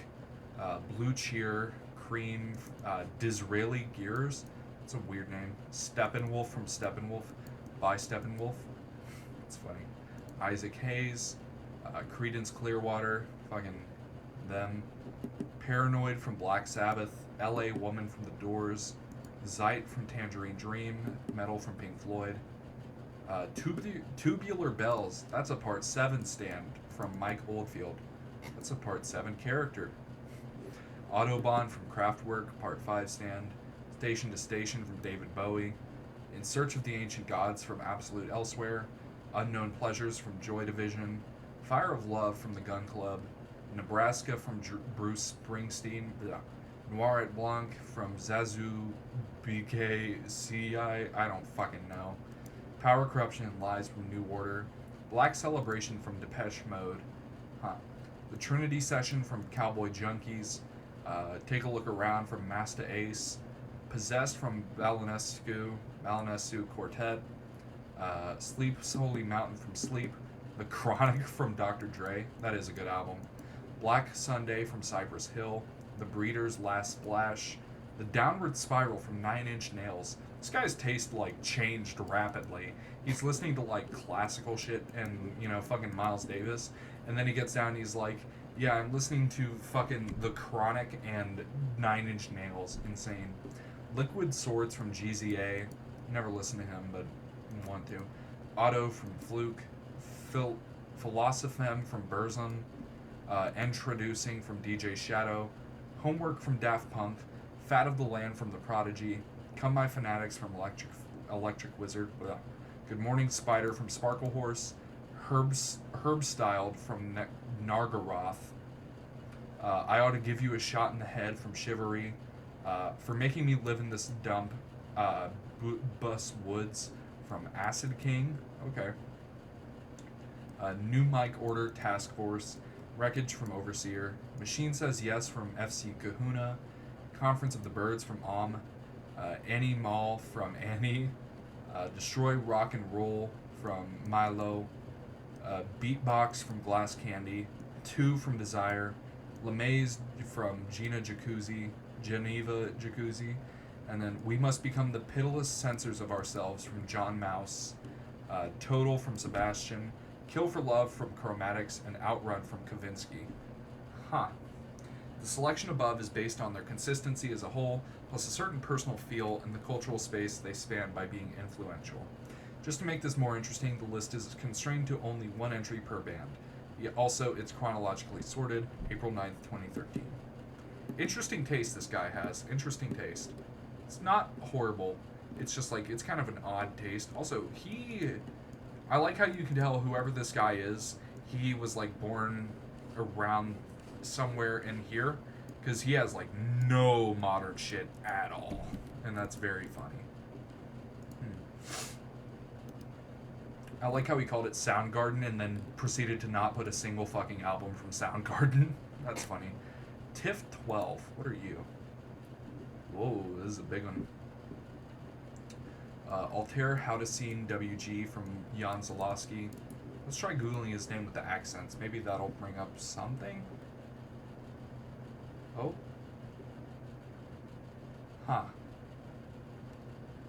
Everything I'm seeing about him online says he's a Polish film director, apparently.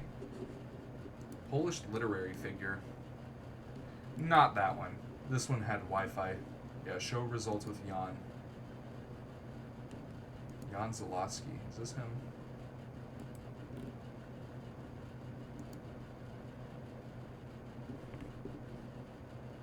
This is him. This is him. This is him. Because this is the clip that was in a different one. Yep, and he's got... I'm not that much into A.L. Vivaldi's work. I like Vincent van Gogh in an absolute way. And then he links to his website, and he links to his Instagram. I'm not going to open that because I have an Instagram, and yeah.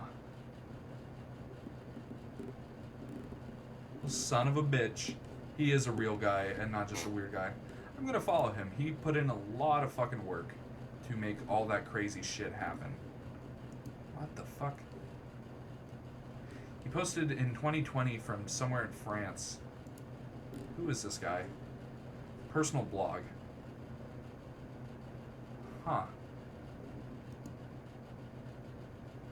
Well, we found the guy. That's cool. We'll watch his movie at the end, but yeah.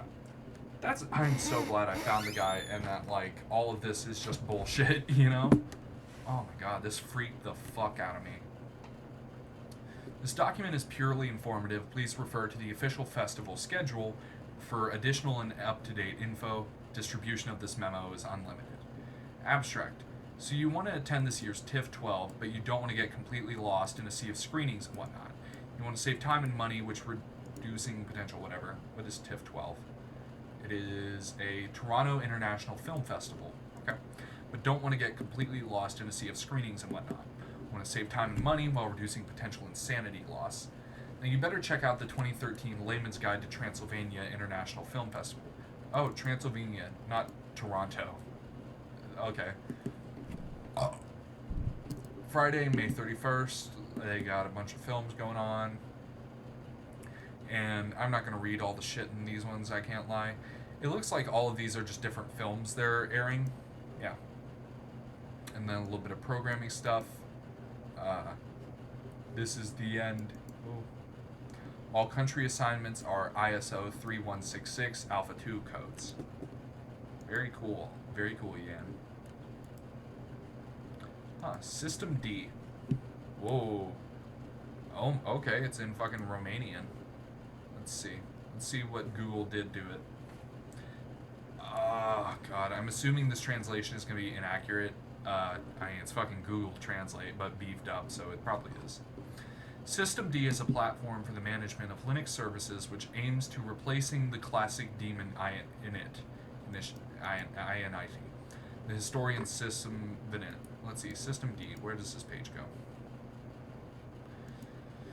Fucking somewhere. Sysvinit. Init. By guys. The system was developed by guys, and then it points to fucking. What is? I'll break your audio. Okay, it's a guy who did it. I might go to bed a bit and keep exploring this tomorrow. K. Sivers. Huh. Working for Red Hat Inc. Although System D is not an official affiliate project with Red Hat, this manager is compatible with ACPID, CAPID, no idea, but does not inhibit behaviors specified in whatever that is. Therefore, reaching a kind of D race condition, such as the system goes into standby at the press of a button specified via handle suspend key suspend, and then at the exit of the standby with a new push of a button, Power Manager suspends the system again. Needless to say, frustrating. To achieve a compatibility with XFCE4 Power Manager and other applications, power management, except for those in GNOME and KDE environments which don't suffer from this deficit, in systemd log config, it'll have to specify the ignore action for all existing events, handle power key suspend, something ignore. After editing the configuration for login via this, the need to execute the following in order to for the save changes to have an effect, and then system restart basically. July 10th, 2013. Huh. The Tonight, the black race, the Tonight. Huh.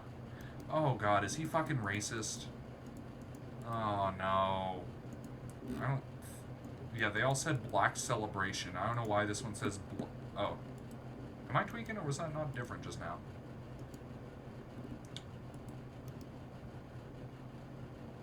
Maybe I'm the racist. Yeah, it said black celebration. Huh. Am I weird? I swear to God, it changed. At the bottom of the screen it said something different. It said the Tonight, the black race, the Tonight. I swear to God, that's what it said. Alright. He put like professional hacker in my bio, in his bio. So like, you know, I'm assuming he's a fucking goober, but like, I don't know. Yeah, and he wrote it all in fucking Romanian, so but he wrote all this stuff in English and wrote all of his other stuff in English. And it looks like this is more media. 2013 Media Digest. Looks like this is a lot shorter than his 2012 Media Digest. So let's see. Starts off the year with A Space Odyssey. Okay, I'm just gonna read the significant stuff. Let's see. Last of the Mohicans. Again, he fucking loves this movie. Holy shit. The Showers from Clover 1076. Isn't that the horror? Yeah, the creepypasta. Oh man, this guy's got good taste. Then he watched Django Unchained. Huh. It's a fucking amazing movie. I love God. What's Christopher Lee? Is that his name? The guy who played Dr. King Schultz. You know. But The Showers. Oh my God. If you've never read that fucking series, it's so good. It's oh God. Yeah, it's a No Sleep. Is that where it started? Yeah. Oh my God. It's the one in Kentucky, and it's like. The guys go looking out for this place called The Showers. Yeah. Oh my God. I think I listened to the Creepcast reading of it. I listened to somebody's reading of it, either Mr. Creeps or Creepcast. It was Creepcast, because I remember Hunter doing some bits in it, and it was really good. But yeah, read The Showers. It's fucking terrifying. It is really good horror. It's really good, like, horror of the unknown, fear of the unknown. It's really good at that, because... I mean, you never get a single fucking answer in that thing, and it's really good. But, Django Unchained, good movie. Asylum series, he watched a bunch of it. I don't know. He watched Django Unchained again. Damn, it was so good, he watched it twice. It is a good movie, though. H.G. Wells' Empire of the Ants. Never read that. I don't know.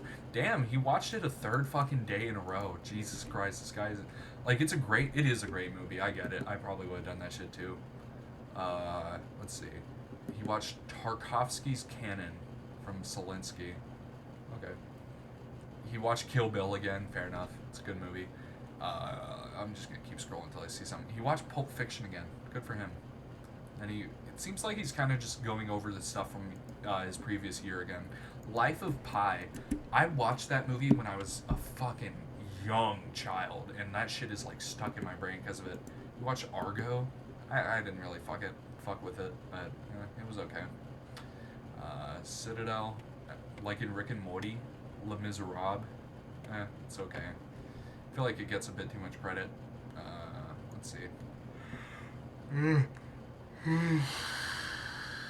I'm holding up my charger right now. I'm fiddling with the little thing, the little Velcro they use so you can tie it up.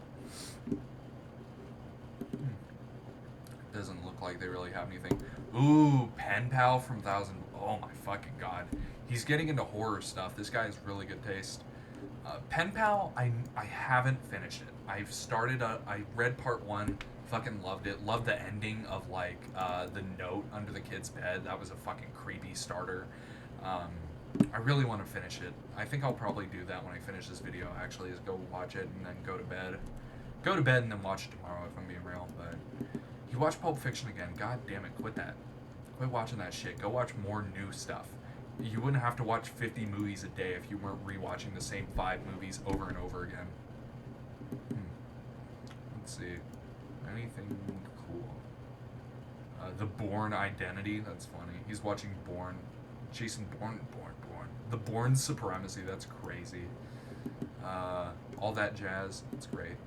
The Dark Knight again. God damn, this guy loves The Dark Knight. The Pact. He watched it fucking 2 days in a row again. I'm gonna close my eyes for a second just because they're starting to like shake a bit from how long I've been looking at this fucking screen. Yeah. Let's see. Rambo First Blood Part 2. He watched 2 of them back to back. Jesus, man. He watched Taken. Like the Liam Neeson's Taken? No, because it's a show. I don't know. The Art and Science of Analog Circuit Design, Jim Williams. Half-Life 2. This man's taste is fucking insane. And he played Half-Life 2 and watched Fight Club in the same day. Somewhere in 2013, this man is watching Half-Life and playing Fight Club. Other way around. But that's cool. Perks of Being a Wallflower. I've never heard of it, but apparently it was good enough for him to watch it twice. Finished Half-Life 2 a few days later. Good for him. Then he played Episode 1. Yeah, that shit was a little bit ass, not gonna lie. Finished Half-Life 2 Episode 1 a day later. Then he played Episode 2. Goddamn.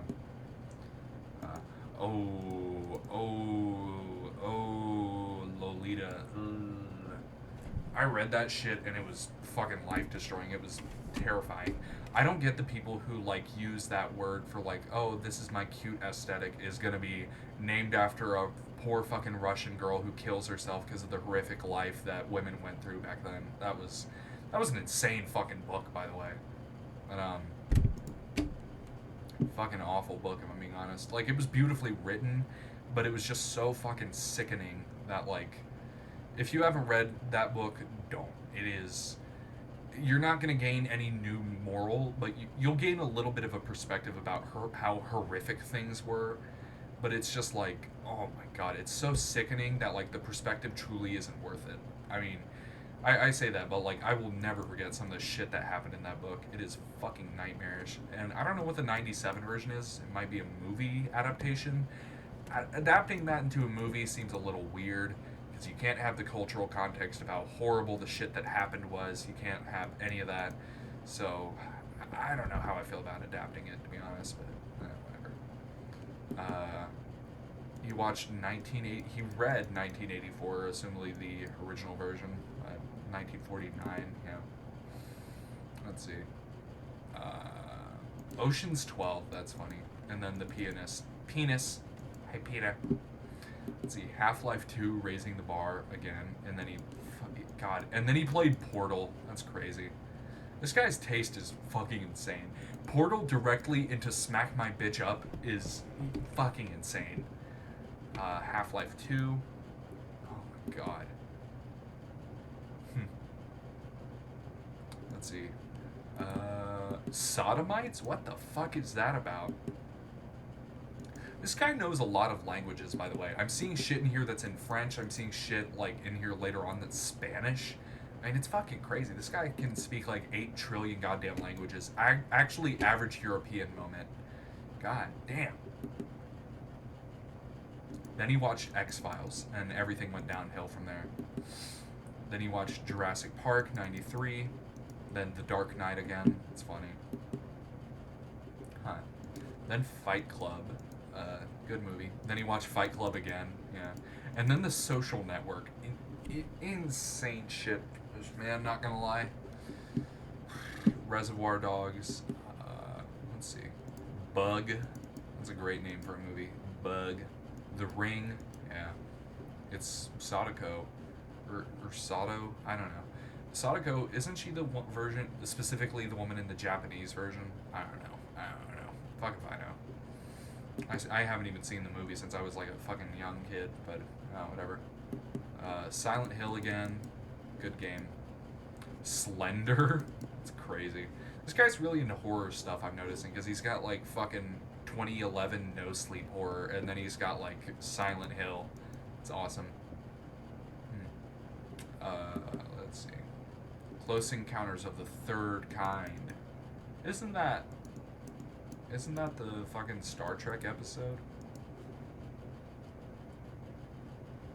Yeah, 1977. I don't know.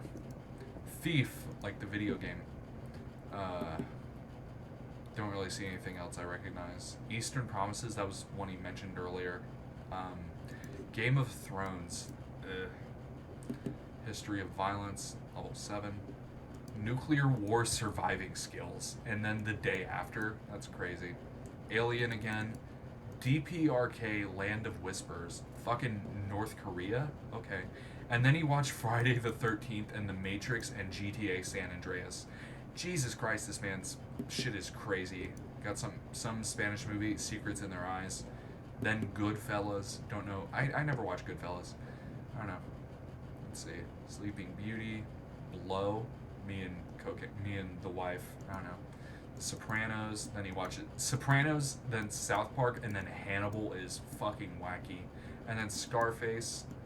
Yeah, let's keep scrolling. Doesn't look like there's much more.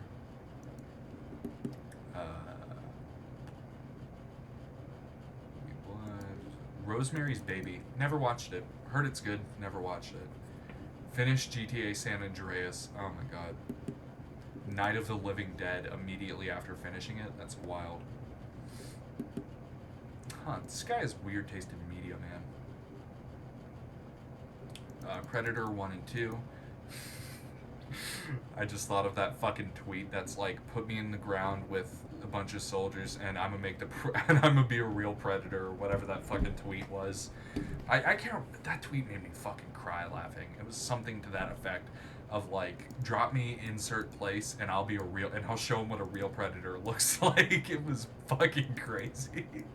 This shit made me cry laughing. But funny. Blair Witch Project. I'm still thinking about that fucking tweet. I'm gonna be thinking about that for a while. Apocalypse Now. A Good Day to Die Hard. It's a good name for a movie. Let's see.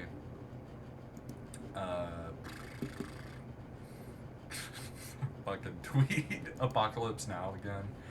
Oh my god. God damn, he has watched Apocalypse Now 4 fucking times. Alien. Yeah. Samsara. Never watched it. Kind of want to. Samsara. Yeah, that's nice. It's crazy. Whoa, whoa. Ugh, that's creepy. That is fucking creepy. They help lower costs. That feels like a lie. I don't know. Whatever. Wrist Cutters is a fucking awful name for a movie, let's be honest. How to Write a Lot, A Practical Guide to Productive Writing. South Park 1311 Whale Horrors. Yeah, good follow-up, bud. That's fucking funny. I'm still thinking of that fucking Predator tweet. God damn it. He really likes Girl with the Dragon Tattoo. He has read that shit like 25 fucking times. Jesus. Let's see. Dark Side of the Moon. Good album. Purge. Didn't really care for The Purge. Didn't really like it. Even the first one was the best one because it wasn't as like worn out, you know, but it's a kind of a stupid fucking idea, not gonna lie. Terminator 2, The Metamorphosis from fucking Kafka, insane back to back. I'm gonna watch Arnold run around doing crazy shit and then read some of the most horrific writing ever made. Insane. Fellowship of the Ring. Also, that was an exaggeration. His shit isn't too hairy. I mean, it's spooky and bugs and metaphors and whatever, but it's not too bad. Godfather, it's pretty good. I haven't seen it. I don't know why I said that. I haven't even seen it. Some stuff on George Orwell. Heaven's Gate again. He goes back and watches stuff he's already seen a lot. I don't know why. Heroin Century. That is the perfect name for a movie. Let's see. He's watched a lot that year. Killing Season, Under the Dome, Evil Dead, again, the remake though, Dracula, Safe Haven, The China Study, weird name. Let's see. Now You See Me, good movie. Fight Club again, good movie. Star Trek Into Darkness, didn't really care for it. 12 Monkeys, ooh, ah. Oh my god, the fucking Dyatlov Pass, that shit is crazy. That fucking, where all the people got like murdered for no fucking reason. And then World War Z 2 days later. Yeah, fucking crazy. Dark Knight Rises. God damn. Snake's Eyes. Didn't see it, I heard of it though. Captain America. South Park 1610. Biloxi Blues, like the town in Mississippi. Okay. Lone Ranger, Conjuring, Addams Family. That's funny. And then Point Break. That's fucking wild. Man of Steel. Didn't like it. South Park, Christian Rock Hard. It's funny. Yeah, looks like all that is the same. Oh, this Tonight link is new. Okay, well, we're getting close to the end here with all of his stuff. I mean, we're almost in 2014. And with this one, I believe that is into 2014. Yeah, with Load Row on Unix Load. In Linux, oh god, it's in Romanian again. Yeah. In Linux, for calculating load, processes that run actively and besides them are taken into account, and processes that are in the uninterruptible state. What does an interruptible mean? A process is in the D state when awaiting a signal or awaiting completion of an I/O operation. When a process needs data from a disk, the scheduler stops it from running in the CPU to allocate time slots to other processes, as the waiting status can take considerably long, a vital time for the processing flow from the CPU. Comparative example, common look time for a hard disk is somewhere around 5 milliseconds, which is 10 million CPU cycles. A process in the state of R when he is allocated CPU time, proper day. Alright, this shit is clearly not translated well, but a lawsuits spend very little time in R state effectively. Most are in the S sleeping state, i.e. wait after an event, either from the system or from the user, key press, mouse action, etc. So because in the load of Linux is added R and D, a large load means either loaded process or many processes, intensive scheduling, or an I/O problem. Massive disk, massive spread, or hard capsued file system. Fucking large load. That's what I put on your wife's massive disk last night. I'm fucking losing it. How far into this shit are we? 2 hours. Jesus Christ. This is weird. Now that's the load itself, which is actually a number that is incrementals or decrementals. The load number is incremented with 1 with each process that is added to the CPU run queue, R statement, or in the ready queue, i.e. each process that uses CPU time or waits for CPU termination of an operation, to return a value, etc. In addition, in Linux, also processes in the D state, something, which I don't know why I skipped that, e.g. memory reading or disk, which can be direct or also through RAM or through USB anyway. There's more to be said here, but it's related to the architecture itself, and we talk about it at the system level. From unclude link schedule H, some shit, I don't know. But when you look at the task, it's something else entirely. It's weighted average of the past values of the load number, which are kept in a matrix, obviously, which decreases exponentially over time. Algorithm is exponential weighted, average moving. In fact, I don't know why it's fucking built weird. Therefore, the values of the more recent load have a much higher share than those in the distant past. There! It's fucking translated. That's why it came out weird. The tonight, the black race, the tonight. That's why. And if I turn it off... Why did it say the black race? Why the fuck did it do that? Actually insane. Actually fucking wacky that it does that. Basic IP routing. Lost 403? Whoa. That's different from 404.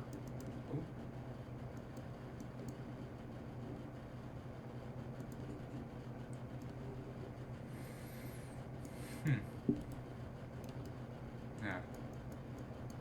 Tonight BR whatever. I don't know why that's different. Ordo add Crux Nero.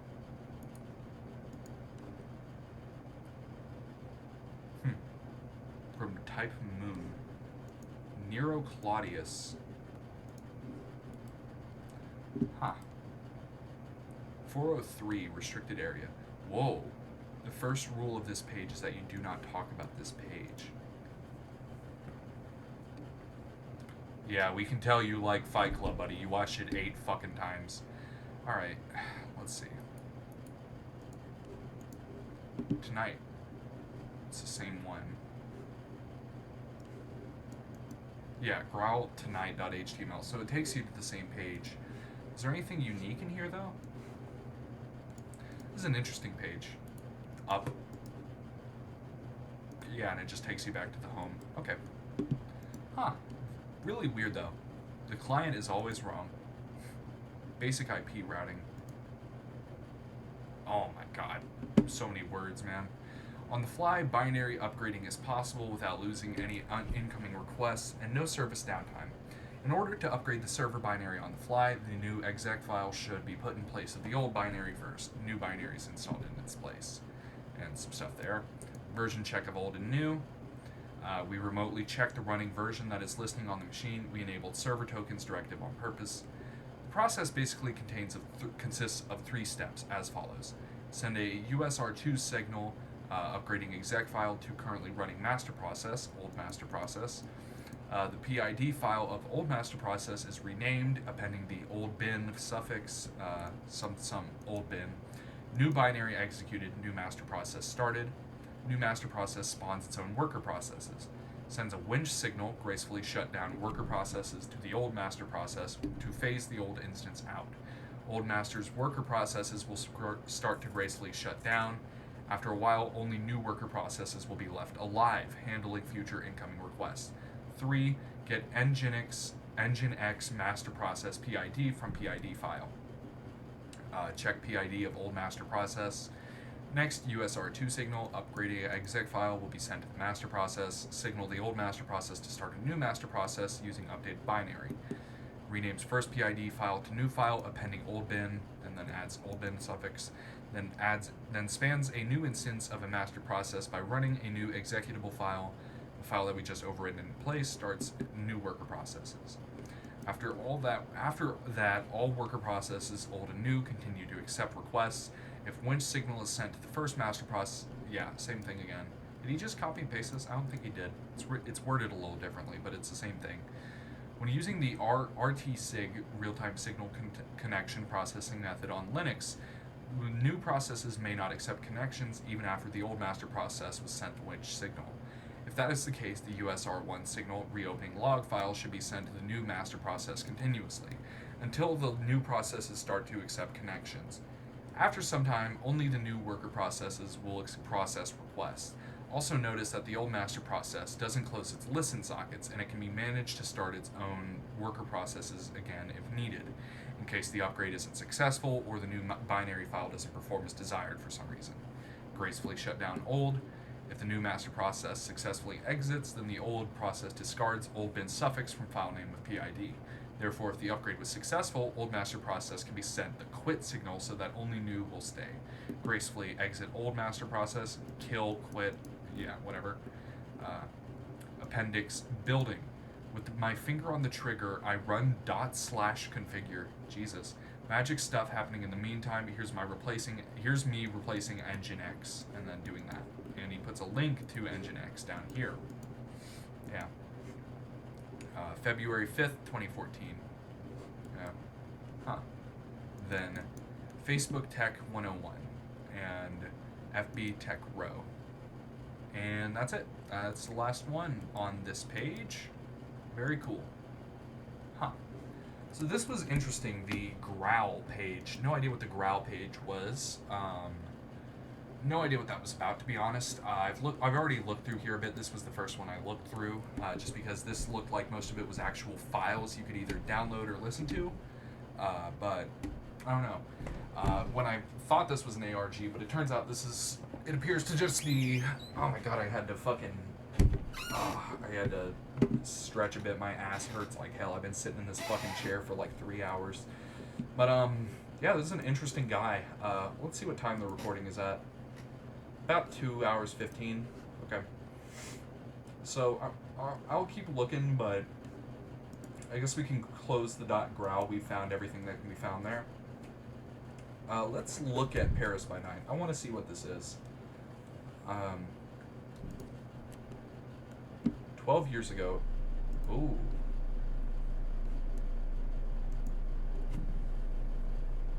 This is interesting.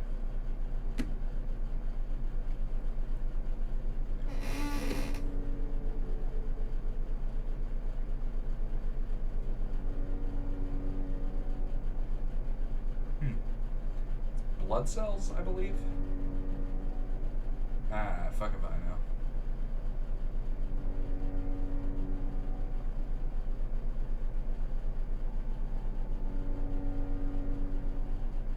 It's really nice, like, ambient background noise, you know?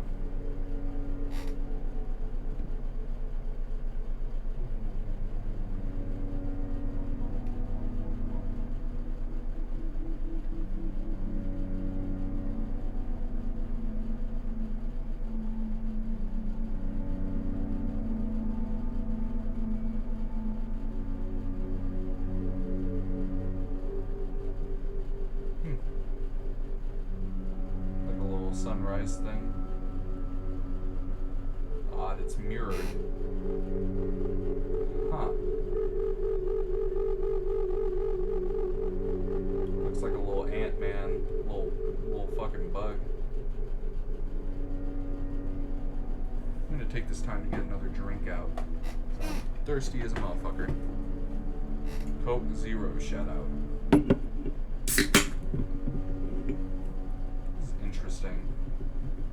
Don't really know what's going on, if I'm being real.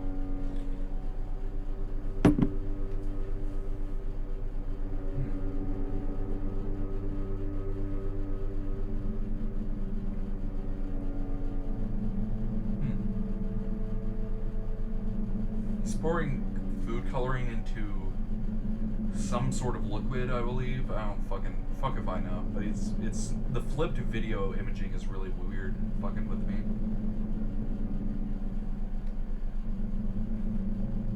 It's really well done, whatever it is, and however he's doing this.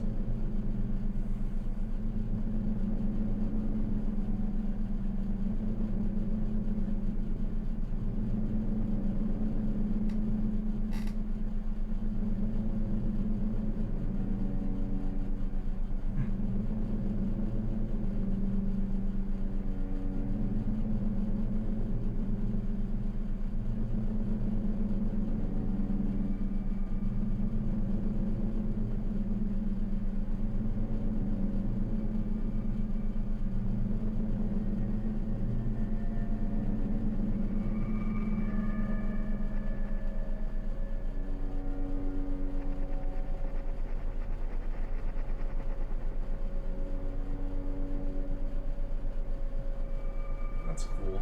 Little rings. Oh, that's cool visual. It's like a fucking skull thing.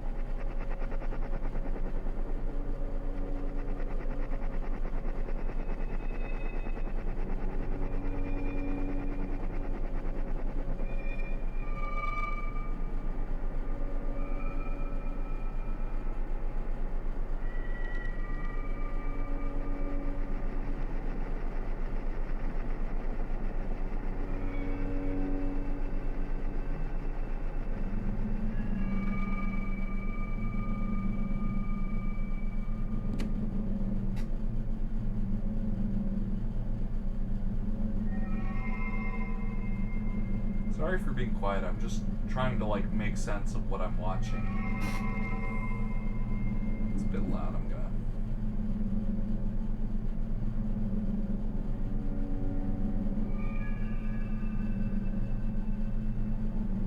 The colors are pretty.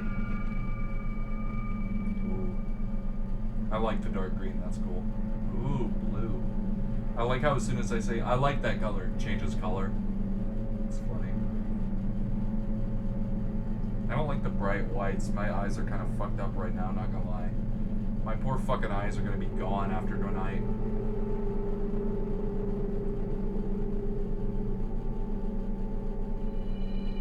I like the reds and the purples too. They look nice.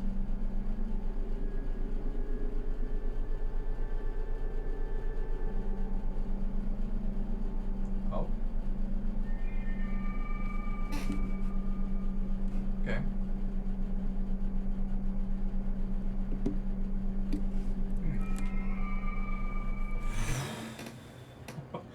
What the fuck is this? In loving memory of Uriel M. Pereira.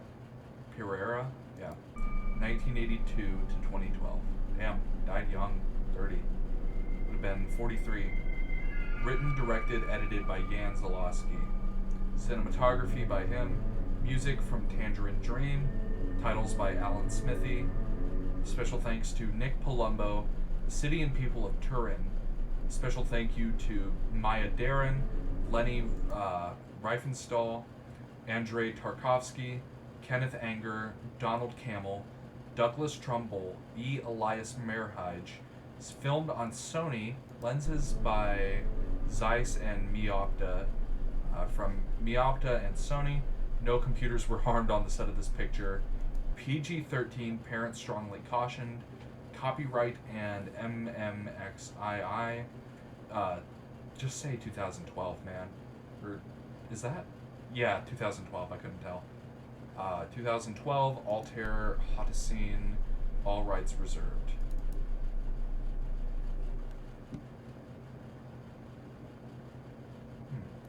Booklet. And then on YouTube. Yeah, okay, I already looked at the booklet, but let's see it on YouTube. Let's see it on YouTube. Is it the same? It is the same.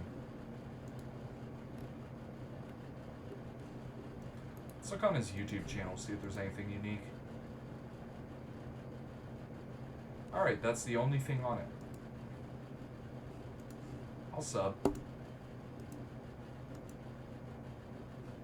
Playlists. And then he's got a bunch of fucking playlists. There's the Alpine thing he was talking about. I want to see that, because that was from the University of Washington, and it looks interesting. À cette époque-là, le matériel montagne était très succinct. I'm just going to put it on. C'était un mode d'escalade pour atteindre les trous qui étaient dans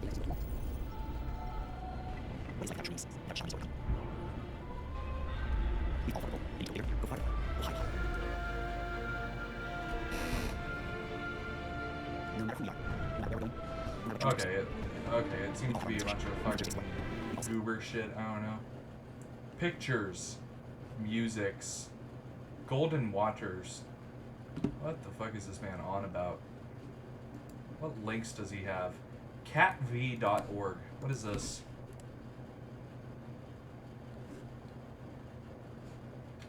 Huh. Okay. And he's got a bunch of profiles everywhere, seemingly. Okay, interesting. Huh. But, Paris by Night. Jagged Senses in 3 acts. Director's cut. Booklet, yeah.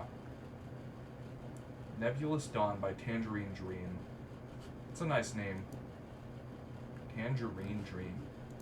Tangerine Dream. Tangerine Dream. Say it times 5 fast. What the fuck was that? And then he's got a little fractal thing up there. What did he say? Plan 9C P9P Unix Bell Math. Huh. A tale of creation as seen by an observer passing through Paris. Okay. Let's just scroll through here now because we've seen the video. That's cool. And now that I'm subscribed to him, I'll be able to find him forever. Twisted Wires Half-Lives. Disabled. Sky Map.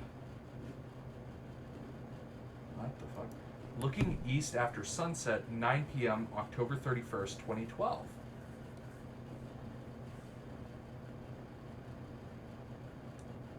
That's interesting, man.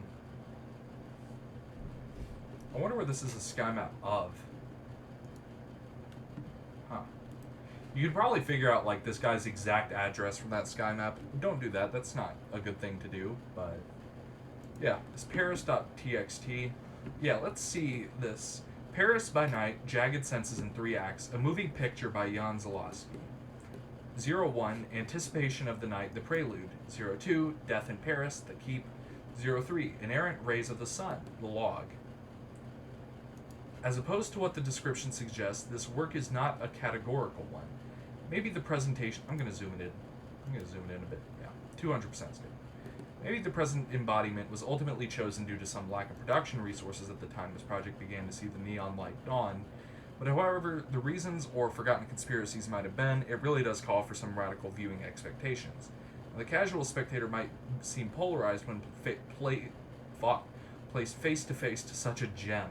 However, the much different greater or no expectation arising from the back of the auditorium immediately draws a raging torrent of conclusions. Yes, the conclusion almost always precedes the illusion. Imagine yourself the reader, the photographer, taking regular strolls along a pathway near a quiet bourgeois designer lake. At some point, you notice it's already dark.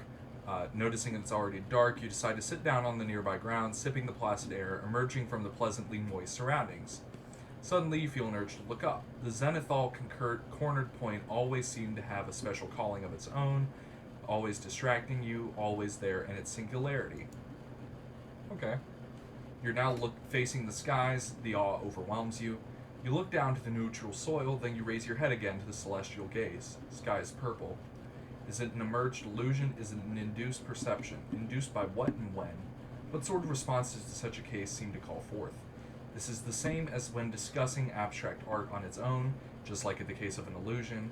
The audience's attention is thereby drawn to abstract visual and sonic qualities of the things depicting color, texture, and composition. Unlike a categorical narrative structure, the stylistic pictorials of the images presented are used to hit the viewer just where its response is the highest. Okay. Like a phantasmal specter of two worlds colliding, the spectator rides through the glowing eye of the storm itself. The pattern of recurrence here lies solely on the associations the viewer constructs while being presented with the material, usually more strongly considered upon a first viewing. There are, however, cases of a continuum in the world, in the mental visual compositions, where the subject is left with a deep impression stapled onto his preconceived idea of form. Because here the form sees its own creation, like watching a fractal, oh my god, evolution in the mirror. What's on the catwalk? And some little images. And then Miopta? Yeah. Paris by Night, copyright 2012, Jan Zalowski. Altair Hodicine, all rights reserved. Unauthorized duplication is a violation of applicable laws. PG-13, some thematic material. That is a crazy PG-13 tag. There is themes in this. Crazy. List 2012. This is, yep, the list from 2012 again. Video. Huh. Video. Is this different? No, it's the same. RubyZ.txt. Introducing the upgraded way to learn Ruby on the Rails in the browser, with no additional configuration needed. Learning Rails for the first time should be fun, and Rails for Zombies allows you to get your feet wet without having to worry about config. You'll watch 5 videos, each followed by exercises where you'll be programming Rails in your browser. Don't worry if you played Rails for Zombies before, you get to start fresh with new achievement. Click the button below to start coding.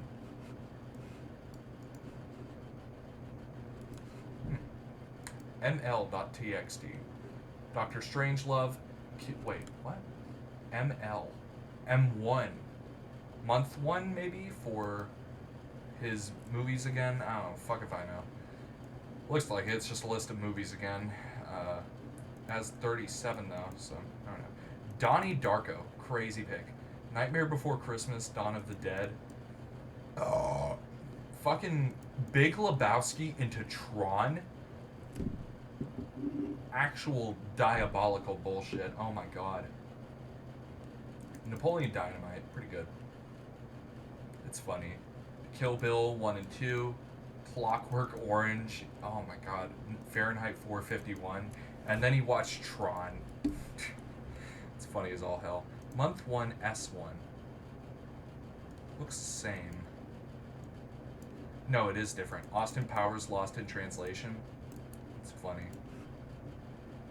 Yeah. I haven't seen that fucking movie. I don't know. Lost in translation to a whole fucking nation. They said I was the abomination of Obama's nation. That was a good fucking track from Kanye. Huh. Let's see. Color Me Kubrick. Alright, but it's just more list of media he likes. Cover.jpg. Huh. Who is this? Is there a way I can... How do you search an image? Did they remove that feature? Like, deadass, the search an image feature? Am I crazy? Yeah, I can't even paste it. I don't know who this is. She's kind of pretty, but good for her. EPUB. What is this? Hell no. I am not downloading a goddamn thing from this website. File size. 3 megabytes. Lightyoga.epub. Alright. I'm gonna do it. No, First I'm gonna put on a VPN. We're gonna hope to God it's not anything fucking illegal. If it is something illegal, I'm gonna have to immediately call the police.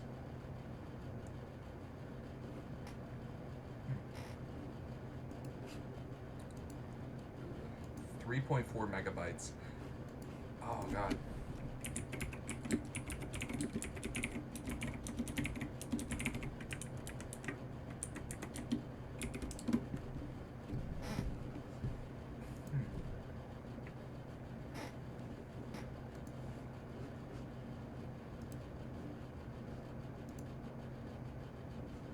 Well, if you'd fucking give me a minute to find it, I'd be able to. Hang on. I'm trying to fucking find it. Oh,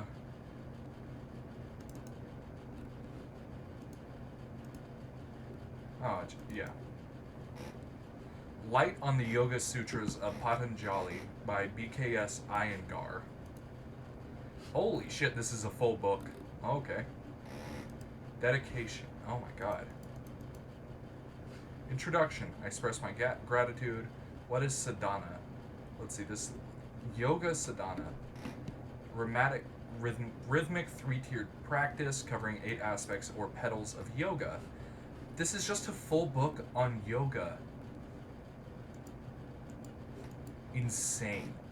Okay, I'll keep this EPUB reader open just in case, but like, okay, yeah, it's just a full fucking book on yoga, apparently. Okay, cool. Coolio. What is parent directory?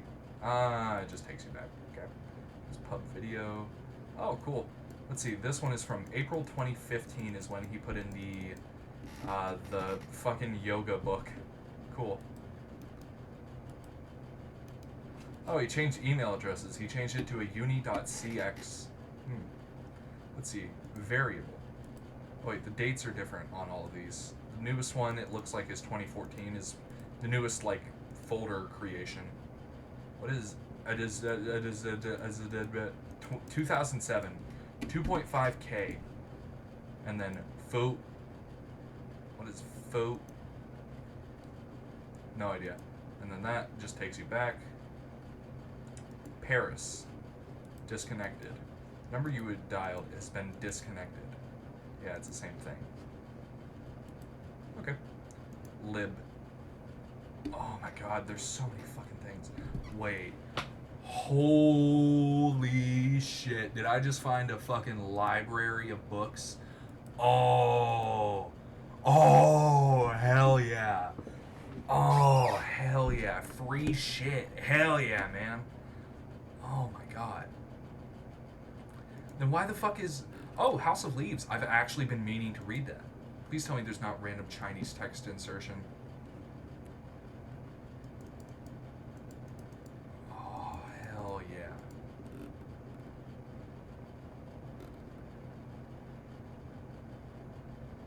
Oh my god. What? After several attempts of performing OCR on the book, I have decided against it. What? What the fuck? Okay, this website is insane. It is full of a bunch of shit. Oh my god. How do I get the PDF? House of Leaves. How do I... Okay, it looks like we probably don't have it. The Silmarillion. Books.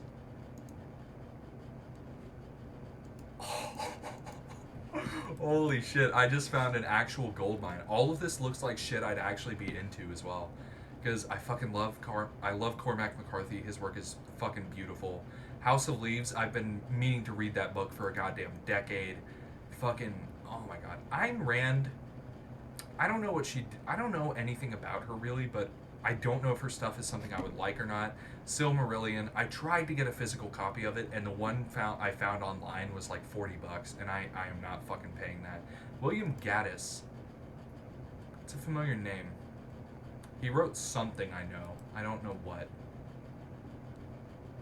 Of Mice and Men. Oh my god. Do you even need to pirate that book? Isn't it fucking open domain at this, public domain at this fucking point?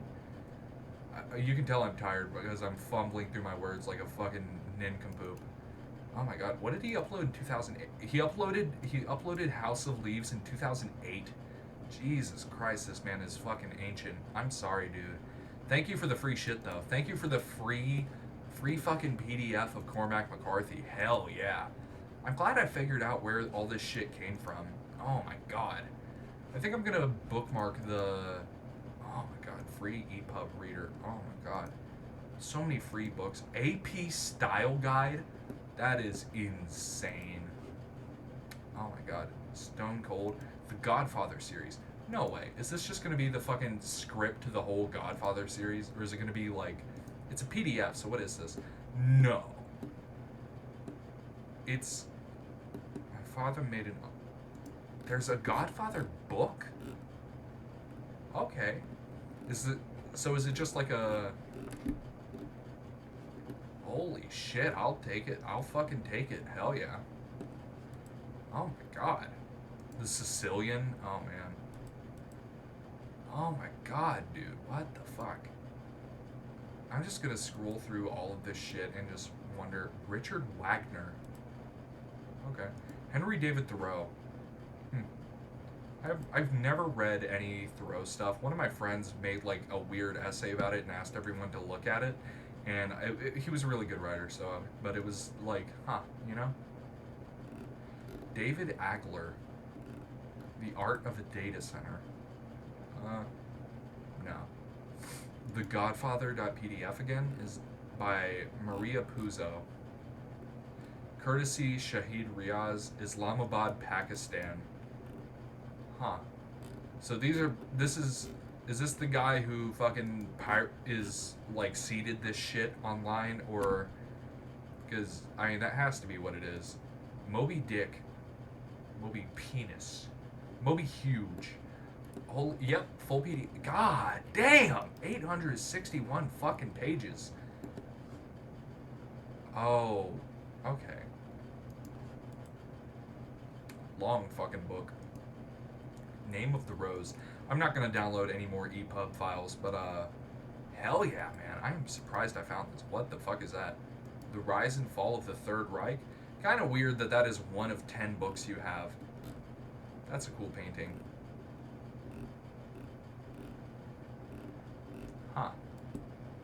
Okay.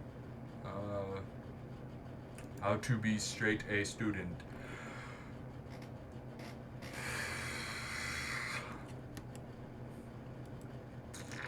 Okay. That's fucking cool though. Oh my god. I am so hyped about that. I just got me like 10 billion fucking free books. Hell yeah, man. Altair.pw image. Parent directory Prison Break. Oh?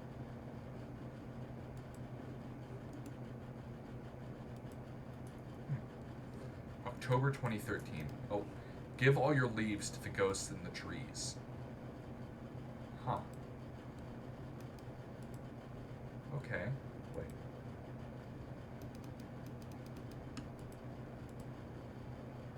Yeah, something up there changed. I saw... Oh, it changed which email it was at. Okay, but yeah. Grapes. Did he seriously just take a bunch of fucking pictures of grapes? Oh my god. That's beautiful, man. That's beautiful. Oh, that's cool. It's like wild grapes. Aw, that's pretty.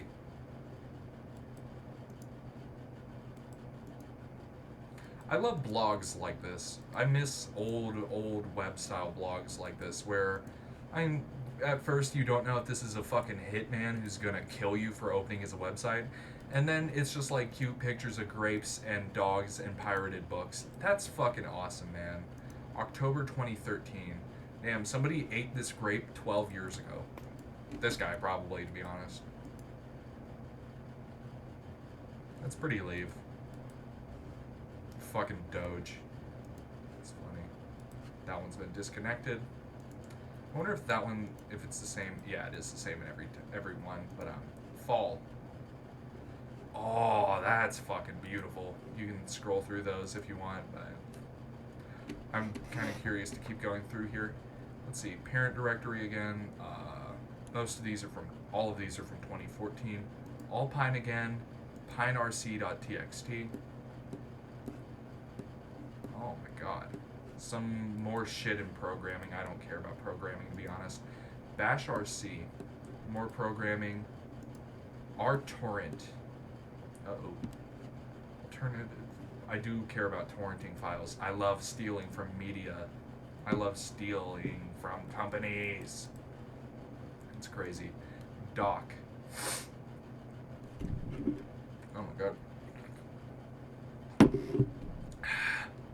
So it looks like the latest this website was used is mid 2015. It looks like. Oh. Huh. It's a website about fucking bison. Huh. WhatsApp. Something in Romanian, I believe. VMware. Yeah, private hosting. More Unix stuff. Something in... I can't speak French. I gotta scratch my fucking... Yeah. That felt good. All of these are French. Yep. French again. Swappiness. More French. SSL. Doesn't look like French. I don't know what language it is though. Probably Romanian, since that's apparently what the guy... What the hell? Gene, you talkware skilters. Fuck. Postmodern feminazi talk. Oh god, he's an alt-right weirdo. No! No! Oh. God. Oh god. Oh no. Oh no. I see a bunch of weird fucking dog whistly bullshit in here. Please don't. Please don't turn out to be a weird guy. Please don't turn out to be a political weirdo. Oh no. Talk suitable for writing college papers for various humanities type classes. Oh god. Postmodern E. Oh god. Oh god, what the fuck is this goober on about? The dysfunctional group. Phallic symbol like weapons. Help, sex, love, main tit. What the fuck? What the fuck is it? Oh god, he's on to a bunch of political stupid shit. Oh god. Penis envy. Oh Jesus. This is actual Freudian bullshit. Jesus Christ. Oh god. I feel like I just got stabbed in the back. I found a cool website with cool ASCII art. That's so uncommon nowadays. That's so cool. Like, look at that. Look at this Windows 95 shit. This is so cool and interesting. And instead he uses it to complain about fucking women. Oh my god. Get dense. This is not the function you're interested in. .png. ls.html. I don't... God damn. Linux Penguin, some programming shit. More programming shit. Aw. Whoa. Whoa, whoa, whoa. Hey, buddy. Whoa, he's freaking the fuck out. Every fuck is highlighted in red, and there's one per line. Documentation, docbook, kernel locking TMPL. You don't see why, please stay the fuck away from my code. Notify user, fucked up somewhere. Something, XFS, fucking GCC. Yeah. Torvalds, Linus Torvalds fucked it up. Where Zernius wrote this probably, Torvalds fucked it up. Yeah. Happy smile face. And this is the fucking basic method is net filter, yeah, net core. Fuck, we are miserable poor guys. What the fuck is he going on about? What is Bind 9 Administrator Reference Manual? Some programming. Jesus Christ, this is a long ass thing. Let's see, introduction. The internet DNS consists of syntax to specify names of the bunch of big internet textbook. Windows. Internals. README. Delve inside Windows architecture and internals, guided by a team of internationally renowned experts. Fully updated for 7, server 2008 R2. This classic guide delivers key architectural insights on system design, debugging, performance, etc., etc., etc. ISBN that and that. Yeah. Nope. ISB. Part 1. Oh, Jesus Christ, how fucking long? 752 fucking pages? Oh my god. That is fucking insane how... no operating system should be 750 pages worth of shit. Times 2. Yep, 752 again. So this is... oh my god. 672. This thing is 1,500 fucking pages of shit about Microsoft. They aren't that important. I mean, they are important, but like they're not that important. They're not 400 pages of slop important. So pixelated. I like pixely text like that. That's cool. VMware. VCP5, VMware, Professional Study Guide. Oh, cover. Okay, cool. Sphere design. I want to look at the pictures. God, I'm a fucking goober. My brain is actually goddamn dumb at this point. It's the same signature as it was in the other book. Unix diagram. JPEG. Whoa. Oh my god, that is... I don't know why people would ever do programming for a living. Look at this fucking thing. Jesus Christ. K.M. My favorite author. 70... Whoa. Oh my god. What was the first one then? What was the first OS according to this guy? September 69. Ken's new system, Unix 1 through 4. Then into 5. We get all this shit. Oh my god. Where are we at down here? We have all this slop. We have all this goober. Plan 9, Inferno New, and Minix 1.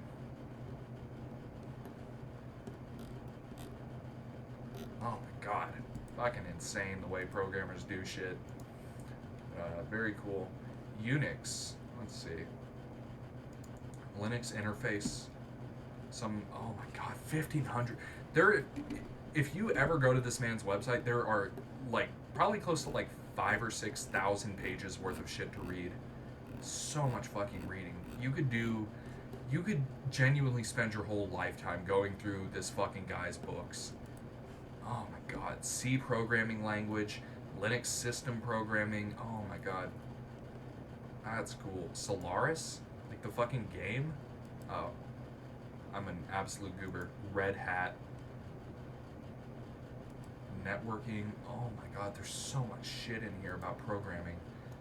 SSL? What is this? Joshua Davies implementing using crypt. Oh man. NGIPX. Oh my god. Nginx. I forgot what that is. MISC. All p.text. Is this just infinite numbers? Not infinite. It can't be, but... Alright, it's him counting up to 65535. It's just him counting that high. Wow, that's very cool and normal to do that. Open p.text. Does he do it again? Yep. Does he ports.text? 403. Don't talk about this page. Grr. I wonder what the restricted page means, because... Oh, what the fuck?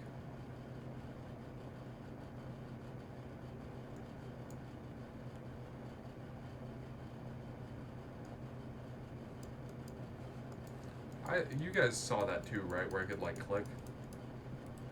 Huh. Mathematica by example. Oh, great. 600 more fucking pages. 4th edition. What the fuck? This guy is... Oh, my God. Fucking insane, man. Like, look at that. This is just a random decade-old website. Just full to the fucking brim with shit to pirate. Oh, my God. Not even pirate. I mean, it's just like 600 pages of books. I mean, one book was 1,500 fucking pages. And this isn't like, you know, fucking little shitty fucking old editions of books like those pages. This is like PDF pages that are 5,000 fucking pixels. Oh my god. Insane shit, bro. Alright, but, yeah, man, I think that's everything that we have seen on here is all this shit. Let's try something. I want to try something. Index-new. Ooh. Altair Core. Got it. Welcome to the end of the world. Pub. Huh. A couple of new ones. Resize images. Whoa, whoa. Bit on programming.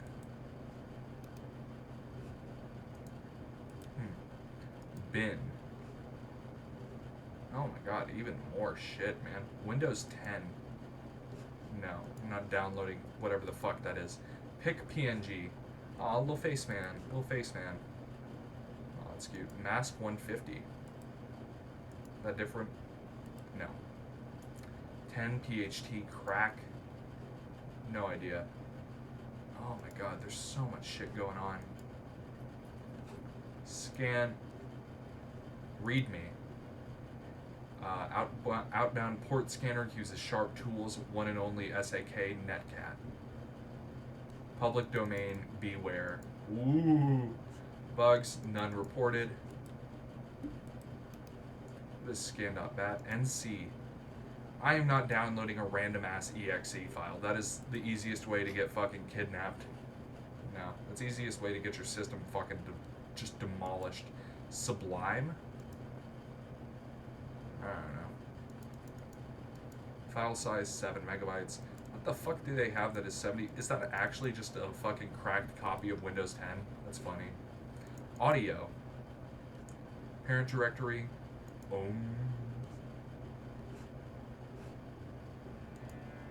I was doing a bit. I wasn't actually expecting this. Yep. It's just fucking meditations. Growl.css. That's cool. It's a code for his own website. Musiclist.txt. It's all of the music he listens to. That's weird. Albums HTML. Oh my god.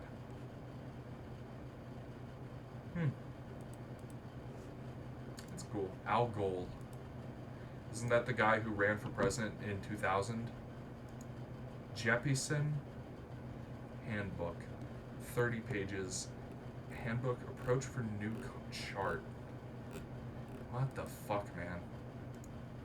I'll tell you what, man. If everyone just went through and read a random PDF like once a month, there would be infinite fucking information out there. Oh my god. What the fuck, man? And all these are connected to something. Aerodome chart, aircraft parking docking chart. What the fuck, man? Jeppesen. Oh, man. Alright, I think we have really found everything in here. You know, there's a bunch of shit. I mean, hell, there's probably always going to be more to find. Just because, I mean, this seems like the type of guy to do a bunch of bullshit, you know? But, I think that's everything on the surface that we're going to find. Jesus Christ, that was a lot. That was 2 hours and 50 minutes of looking at that guy's website. And I just found that through a random Cormac McCarthy link through a random PDF I found. Like, God, probably 2 years ago now. Man, that's crazy.